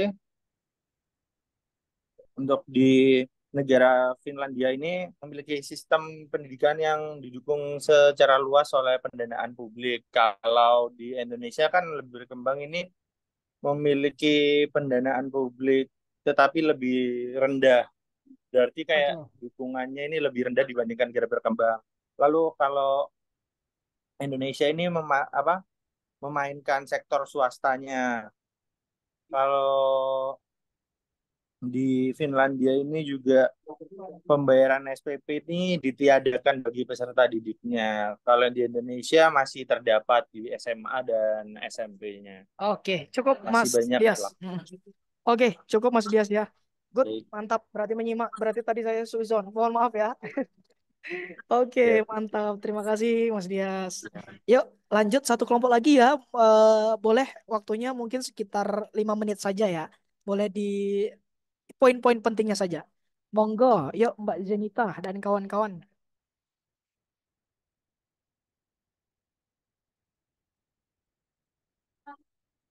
Ya, siapa perwakilan? Share screen. Oke.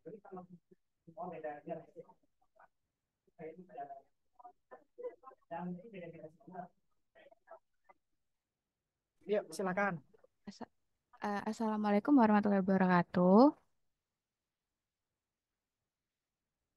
Jadi di sini saya sebagai perwakilan yang presentasi dari kelompok 1 tentang tantangan dan strategi pembiayaan pendidikan.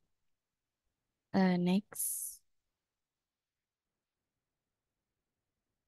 Kelompok 1 beranggotakan Lulu Ilmakmun, Miranti Andela, saya sendiri Nur Indah Maulidia, Wahdania Nur Rahma, dan Zenita Bilkis. Next. Eh, pada presentasi kali ini, kelompok ini akan membahas tentang tantangan utama biaya pendidikan negara berkembang, kemudian strategi yang diterapkan untuk mengatasi tantangan tersebut, selanjutnya di upaya peningkatan transparansi dan akuntabilitas pengelolaan dana pendidikan, dan yang terakhir contoh negara yang menerapkan transparansi dan akuntabilitas pengelolaan dana pendidikan. Next. Eh, jadi yang pertama, pembiayaan sektor pendidikan merupakan aspek penting untuk pengembangan sumber daya manusia dan peningkatan kualitas hidup masyarakat.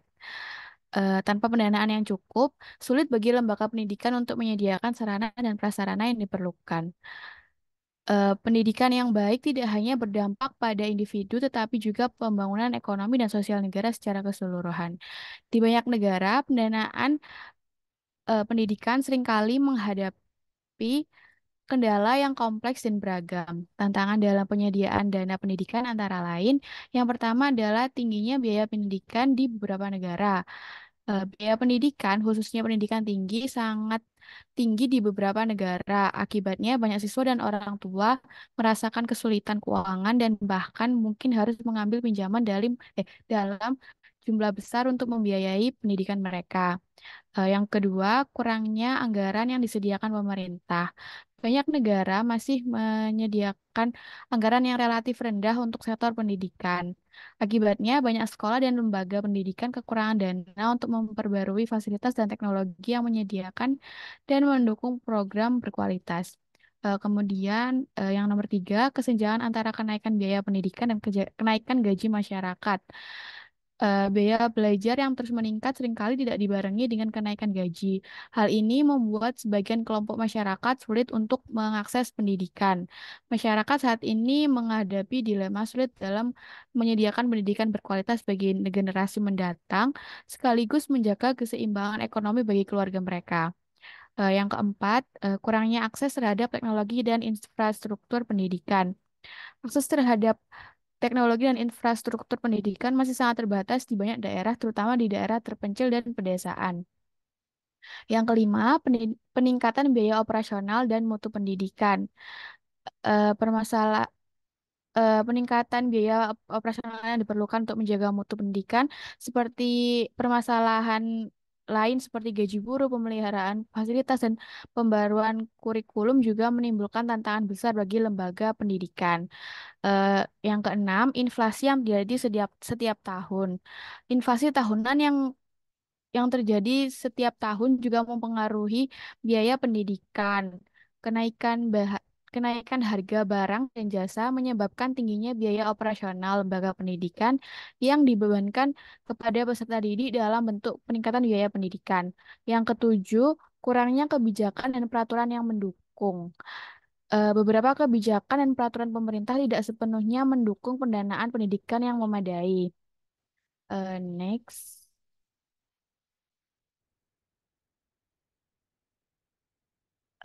Kemudian ada beberapa strategi yang dapat diterapkan untuk mengatasi tantangan tersebut.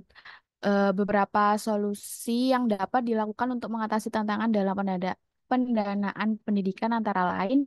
Yang pertama adalah meningkatkan anggaran pendidikan yang dialokasikan oleh pemerintah. Eh, Hal ini dapat berdampak signifikan pada capaian target sektor pendidikan yang telah ditetapkan dalam rangka peningkatan kualitas sumber daya manusia nasional, seperti meningkatkan akses, distribusi, dan kualitas pendidikan, serta memperbaiki kualitas sarana dan prasarana sekolah. Yang kedua, meningkatkan akses pendidikan untuk kelompok masyarakat yang kurang mampu. Eh, Hal ini bisa dilakukan dengan mengadakan program bantuan keuangan yang membantu masyarakat kurang mampu dalam memenuhi kebutuhan pendidikan, seperti program beasiswa, subsidi pendidikan, atau pemberian alat tulis untuk untuk para siswa. Yang ketiga, memperkuat kemitraan antara pemerintah, swasta, dan organisasi internasional dalam mendanai pendidikan. Banyak perusahaan dan organisasi yang memberikan dana untuk pendidikan. Selain itu, terdapat program kemitraan antara pemerintah dan swasta yang berperan penting untuk meningkatkan mutu pendidikan melalui berbagai bentuk kegiatan. Yang keempat adalah dengan meningkatkan penggunaan teknologi dalam pendidikan untuk memperbaiki akses dan kualitas pendidikan. Penggunaan teknologi pendidikan dapat difokuskan pada upaya yang dilakukan untuk menciptakan program dan aktivitas pembelajaran yang efektif dan efisien. Selanjutnya, eh, untuk pengelolaan pendanaan pendidikan harus dilakukan secara transparan dan akuntabel untuk memastikan bahwa dana yang terkumpul digunakan secara efektif. Beberapa hal yang harus diperhatikan dalam pengelolaan pendanaan pendidikan antara lain yang pertama, untuk pengelolaan dana harus dilakukan oleh pihak yang terpercaya dan berkompeten. Yang kedua, adanya kebijakan dan mekanisme pengawasan yang jelas untuk memastikan dana digunakan secara efektif. Dan ketiga, setiap pengeluaran harus didokumentasikan dan dipublikasikan secara terbuka. Next. Em, Slide selanjutnya akan dijelaskan oleh rekan saya, Mbak Wahdahnia. Baik, selanjutnya upaya peningkatan transparansi dan akuntabilitas pengelolaan dana pendidikan. Berikut terdapat beberapa langkah yang dapat dilakukan untuk meningkatkan transparansi dan akuntabilitas pengelolaan dana pendidikan. Yang pertama yaitu penguatan regulasi dan kelembagaan. dengan melakukan klarifikasi regulasi dan penguatan kelembagaan. Yang kedua yaitu meningkatkan transformasi informasi dengan cara transparansi informasi, implementasi PR, dan mendorong partisipasi masyarakat. Yang ketiga yaitu peningkatan tanggung jawab dalam pengelolaan sumber daya. Langkah ini dilakukan dengan penguatan mekanisme pelaporan, penguatan pengawasan, dan pengenaan sanksi berat apabila terdapat pelanggaran dalam kegiatan transparansi dan akuntabilitas. Selanjutnya yaitu pemanfaatan teknologi informasi. Pemanfaatan teknologi informasi ini dapat dilaksanakan dengan pengembangan platform online, penggunaan media sosial, dan aplikasi seluler. Dan yang kelima yaitu kapasitas personil. Kapasitas personil ini dilakukan dengan melaksanakan pelatihan, peningkatan kapasitas, dan membangun budaya tanggung jawab antar pengelola dana pendidikan. Next.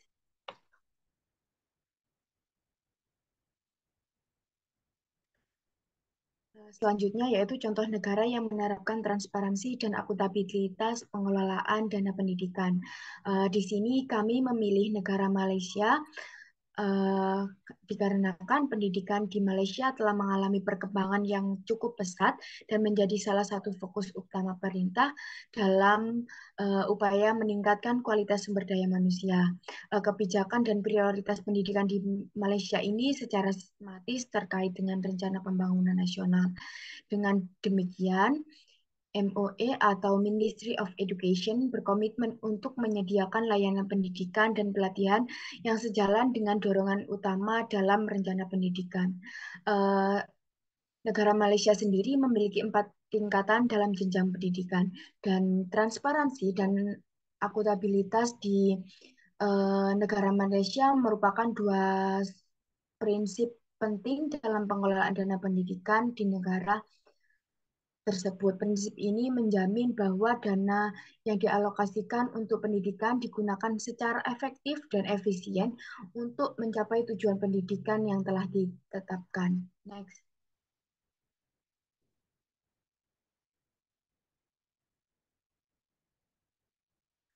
Di sini negara Malaysia memiliki beberapa cara untuk melakukan transparansi pengelolaan dana pendidikan. Yang pertama yaitu publikasi anggaran. Pemerintah Malaysia secara rutin menerbitkan anggaran tahunannya, termasuk alokasi untuk sektor dunia pendidikan. Yang kedua yaitu laporan keuangan. Laporan keuangan di negara Malaysia dilakukan audit oleh Auditor Jenderal Malaysia yang nantinya akan diterbitkan secara berkala.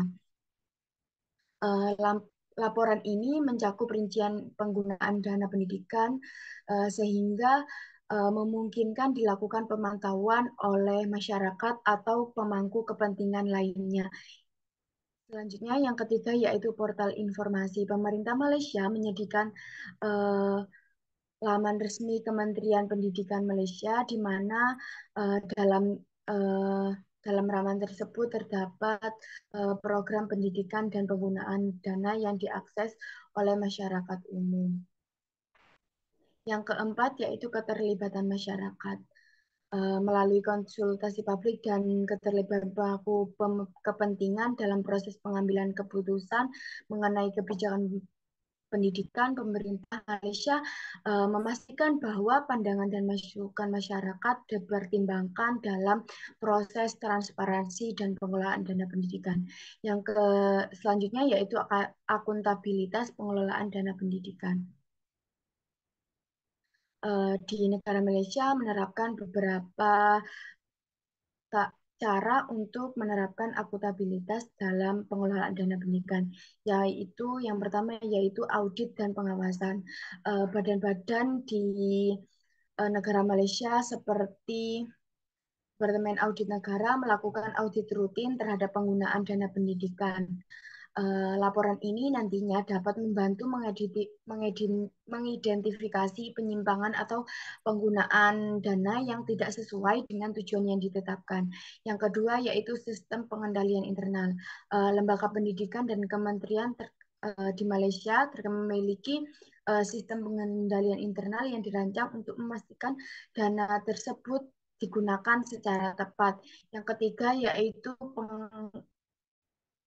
penegakan hukum.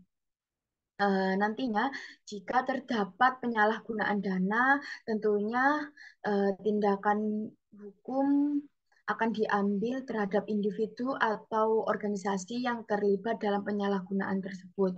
Mekanisme penegakan hukum ini penting untuk menjamin akuntabilitas dan memberikan sanksi bagi para pelanggar. Yang keempat yaitu evaluasi kinerja. Evaluasi terhadap kinerja program pendidikan dan penggunaan dana dilakukan secara berkala untuk menilai efektivitas dan efisiensi penggunaan dana pendidikan. Next. Mungkin cukup sekian yang dapat kami sampaikan. Kami harap kalian bisa mendapatkan pengetahuan yang berguna dari proses presentasi dari kelompok kami. Kurang apabila terdapat kekurangan dan kesalahan, kami mohon maaf. Wassalamualaikum warahmatullahi wabarakatuh. Waalaikumsalam warahmatullahi wabarakatuh. Oke, boleh di stop screen dulu. Oke, tepuk tangan dulu ya buat kelompok 1. Wah, mantep ya. Informasinya juga padat, jelas. Wih, udah banyak yang angkat tangan. Belum saya suruh ini. Oke, coba yang belum. Mas Rizky angkat tangan. Coba. Gimana Mas Rizky?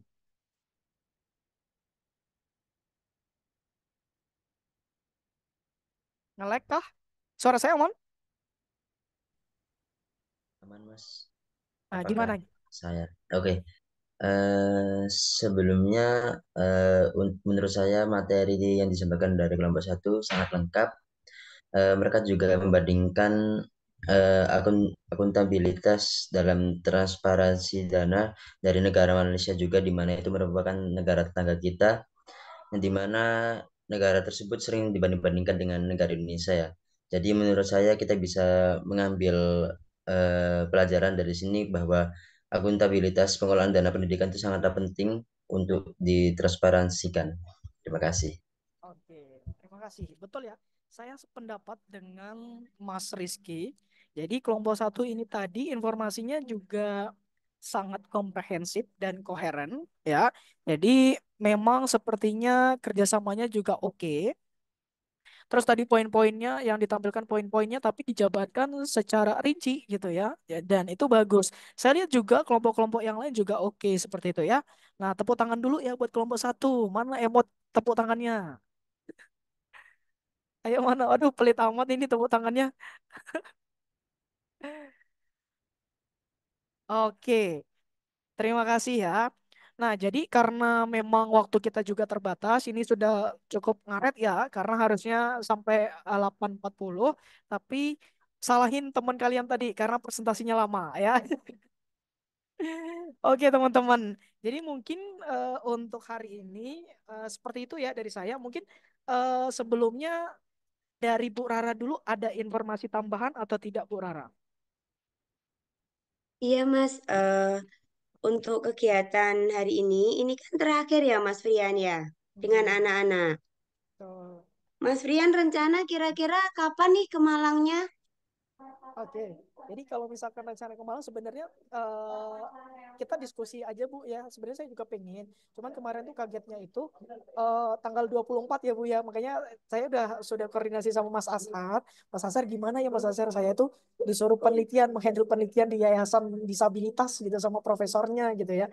Nah kalau misalnya minggu depan atau seperti apa ya Bu Rara, bagusnya Bu Rara. Sebenarnya nggak apa-apa, saya tetap pengen ketemu walaupun nanti mungkin di ajaran semester baru, mungkin di mata kuliah barunya Bu Rara nggak apa-apa gitu. Karena kan saya libur 3 bulan ya Bu Rara. Saya kan libur 3 bulan. Rencananya tuh memang satu bulan itu nanti saya tuh mau tur Jawa Tengah. Jadi saya mau ke Cilacap, Purwokerto. sama ke Jogja, sama ke Solo. Jadi itu memang nanti saya nginep di tempat saudara sama teman-teman gitu Bu Rara. Nah sekaligus biar kita juga discuss terkait rancangan kita mau kolaborasi juga Bu Rara. Kayak gitu. Tapi sebenarnya kalau untuk yang Ya, Mas. saya lihat untuk pertemuan offline besok kan hanya durasinya 1 jam untuk perpisahan. Nampaknya untuk hari Jumat besok sayanya sangat memungkinkan untuk tidak bisa hadir begitu Bu Rara. Gimana ya Bu Rara? Kira-kira menurut Bu Rara? Sinyalku nggak stabil. Oke, suara saya aman Bu Rara? Oke. Mas dengar suara saya nggak? Aman, aman. Suaranya Bu Rara aman. Oh, syukurlah. Karena ini kayaknya sinyal saya tidak stabil. Oke. Gini Mas, sebenarnya kan besok memang karena banyak libur ya Mas bulan ini. Kamis kemarin libur, Kamis besok libur, sedangkan kami juga dibatasi pekan UAS itu terakhir bulan ini. Meskipun nanti untuk UM itu ada semester antara Mas. Hmm, Jadi masih bisa untuk proses penyelesaian. Cuma UAS ini memang ditunggu untuk awal Juni itu semua diharapkan nilai sudah bisa masuk ke mahasiswa sehingga nanti ketika ada sangga nilai dan sebagainya itu nanti prosesnya bisa dilakukan lebih cepat seperti itu. Nah, kalau menurut saya nggak apa-apa kalau misalkan Mas Frian itu belum bisa ke sini. Toh suatu saat kita juga akan kolaborasi mungkin di mata kuliah yang lain. Dan kalaupun nanti ke sini, mohon tetap dikabari ya Mas, biar nanti oke, anak-anak juga bisa ketemu. Dan pintu UM maka selalu terbuka untuk Mas Frian, itu pasti. oke. Jadi Amin. kolaborasinya saya harapkan tidak terhenti di praktisi mengajar, tetapi juga bisa kolaborasi di penulisan, pengabdian kepada masyarakat, maupun kegiatan-kegiatan yang lain ya Mas ya. Oke, betul Ibu. Halo Mas Frian, dengar suara saya? Aman-aman Bu Rara. Oke. Dan ini Mas Rian. Oh ya aman. Dan ini saya pribadi juga mohon maaf ketika dalam proses pendampingan program praktisi mengajar ini karena begitu banyaknya jadwal dan juga kelas yang harus saya bina dan tugas-tugas UM sesuai semboyan UM. Jadi UM itu punya himne Mas. UM mendidik dan mengabdi. Tapi karena tugasnya sering suddenly Mas, tiba-tiba. Saya mengubah liriknya jadi UM mendidik dan mendadak. Emang kalau dadakan itu yang paling enak cuma tahu bulat Bu Rara. Iya, paling anget soalnya ya, Mas. Nah, ini Hmm, saya pribadi mohon maaf ya, Mas, kalau dalam oke. proses pembelajaran itu saya belum optimal. Begitu pula, saya mohon maaf ketika mungkin ada hal-hal dari anak-anak didik saya, mungkin dari Mbak Felisa, Mbak Rizky, kemudian Mbak Andini, Mas Azhar, dan sebagainya, yang mungkin kurang berkenan di hati Mas Rian. Mohon untuk dimaafkan dan mohon dimaklumi bahwa mereka ini proses belajar. Karena proses Hmm, belajar tidak harus semuanya langsung benar dan tepat. Jadi, saya setuju. mewakili teman-teman maupun diri saya pribadi, mohon maaf ketika dalam proses pendampingan praktisi mengajar, kolaborasi ini ada hal yang kurang berkenan. Itu. Yang kedua, saya sangat berterima kasih dan antusias kepada Mas Frian karena masih muda, multi talent, punya visi misi dan mimpi-mimpi untuk Indonesia yang luar biasa. Jadi Amin. saya akan berharap kita bisa berkolaborasi dan bersinergisasi di bidang yang lain. Dan saya doakan apapun cita-cita Mas Frian, apapun upaya Mas Frian, semoga dalam kondisi lancar, berkah, dan juga senantiasa memberikan manfaat kepada masyarakat secara luas. Itu ya Mas Frian ya, beberapa hal dari saya.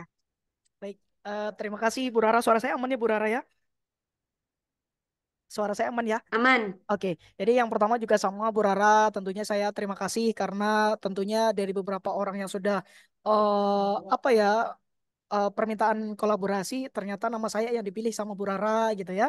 Nah, tentunya ya sebenarnya kemarin itu seperti yang sudah saya infokan di awal, saya itu sudah full 36 sampai saya itu karena ada ajakan dari ternyata diterima ajakan kolaborasi dari saya oleh Bu Rara. Saya jujur saya cancel Universitas Negeri Manado itu untuk UM. Jadi saya udah, padahal saya udah koordinasi sama dosen koordinatornya sebenarnya, tapi saya akhirnya konfirmasi, mohon maaf Mas Ali, sepertinya saya belum bisa menerima meneruskan. Sekali lagi mohon maaf karena memang sayanya ada tugas banyak seperti itu demi UM ya. Ini bukan peres tapi memang fakta seperti itu. Yang kedua, tentu banyak sekali tutur kata ataupun sesuatu yang mungkin ada lah di antara rekan-rekan mahasiswa. Oh, kok Mas Frian ngasih tugas lah? Percayalah apa yang sudah saya berikan itu, insya Allah itu berguna untuk kalian gitu ya. Tentunya saya mohon maaf kalau misalkan selama tutur kata itu ada yang kata-kata yang kurang berkenan gitu ya. Dan untuk Bu Rara sebenarnya karena saya juga memaklumi, saya sudah melihat portofolionya Bu Rara dari mulai penulisannya Bu Rara, dari mulai channel apa YouTube-nya Bu Rara itu banyak sekali ya. Dari mulai testimoni S3 ilmu manajemen pendidikan UM, bahkan IPK-nya Bu Rara itu S3 itu 4,0 teman-teman ya. Ini informasi ya, itu lulusan terbaik Bu Rara itu ya di UM manajemen pendidikan gitu. Nah, itu juga setidaknya saya juga paham bagaimana kesibukan beliau gitu ya. Nah, jadi kebetulan saya sudah mengisi angket dari praktisi mengajarnya Bu Rara. Saya isi semuanya adalah Bu Rara selalu hadir gitu. Tenang aja, pokoknya saya anggap hadir semuanya. Dan insya Allah itu apa ya? Saya tidak ada tidak apa ya? Tidak ada sesuatu yang tidak berkenan dari Bu Rara sejauh ini aman. Terima kasih Mas Frian. Ya, sejauh ini saya juga suka Bu Rara ini saya yakin ini adalah salah satu dosen favorit di UM karena saya yakin juga teman-teman mahasiswa itu bisa menilai bagaimana cara berkomunikasi Bu Rara dan tidak semua dosen itu seperti beliau saya rasa ya. Bahkan mungkin ada dosen yang masih nampak kaku sama mahasiswa dan saya lihat Bu Rara ini sangat sangat dekat dengan kalian ya dengan mahasiswa-mahasiswa di UM sih. Terlihat ya, terlihat dengan aktivitasnya Bu Rara seperti itu. Nah, sekali lagi pokoknya saya mengucapkan terima kasih ya Bu Rara. Pokoknya nanti bismillah kita ada kolaborasi setelah kegiatan ini dan tentunya saya juga mengucapkan terima kasih kalau nantinya saya diminta untuk ajakan ya, ajakan kolaborasi kembali dari Bu Rara seperti itu ya. Eh, Ya, terima kasih Mungkin Mas Frian. ya mungkin itu saja ya untuk malam hari ini. Sebelumnya mungkin kita foto bersama dulu ya Bu Rara. Nanti Mbak Felisa boleh dibantu untuk screenshotnya begitu. Oke, Ya, Mbak. silakan Felisa. Mungkin nanti selain Felisa, Mas Azhar juga ya Dan yang satu lagi, menggunakan HP. eh, Monggo. satu lagi Bu Rara, saya sukanya dengan mahasiswa di sini ketika memang ada trouble Nggih. itu langsung konfirmasi ke saya. Jadi kayak Mas Ido tadi ya, Mas Frian, mohon maaf, saya jaringannya itu jelek sampai di screenshot ya buktinya gitu ya sebagai bentuk konfirmasi dan itu bagus karena itu budaya tabayun. Kadang sifatnya manusia itu suzon, betul ya. Nah, tapi kalau kita itu ada bukti pasti akan diterima gitu ya teman-teman. Dan apresiat buat kalian, tugas-tugasnya juga keren pengumpulannya dan kalian juga luar biasa ya. Ini potensi-potensi yang bagus terus ditingkatkan. Banyakin kolaborasi dengan banyak orang. Kalau diajak kolaborasi sama dosen, ikut aja, nggak usah berharap imbalannya apa nih yang didapatkan. Udah syukur-syukur dekat sama dosen nilainya bagus gitu dulu ya. Kalau dikasih dikasih uang transport ya alhamdulillah, dikasih uang nasi padang ya alhamdulillah gitu. Kalau enggak ya udah gitu. Eh, Hitung-hitung kita dapat ilmu gitu teman-teman ya. Nah, mungkin itu saja dulu dari saya. Yuk kita boleh screenshot dulu Mbak Felisa. Boleh dihitung ya Mbak Felisa? Ya, Oke, silakan baik, Felisa. baik Bu dan Mas Frian. Untuk hitungan ketiga mungkin kita bisa pose resmi terlebih dahulu ya. Oke, satu, dua, tiga. Oke, slide kedua. Tunggu sebentar. Resmi dulu ya teman-teman. Satu, dua, tiga. Oke, sekarang gaya bebasnya boleh?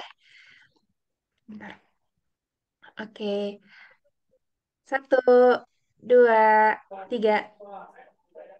Oke, baik. Untuk slide kedua. Satu, dua, tiga. Oke, baik. Terima kasih. Oke. Oke, mungkin Oke, itu terima saja kasih Bu Rara. Felisa.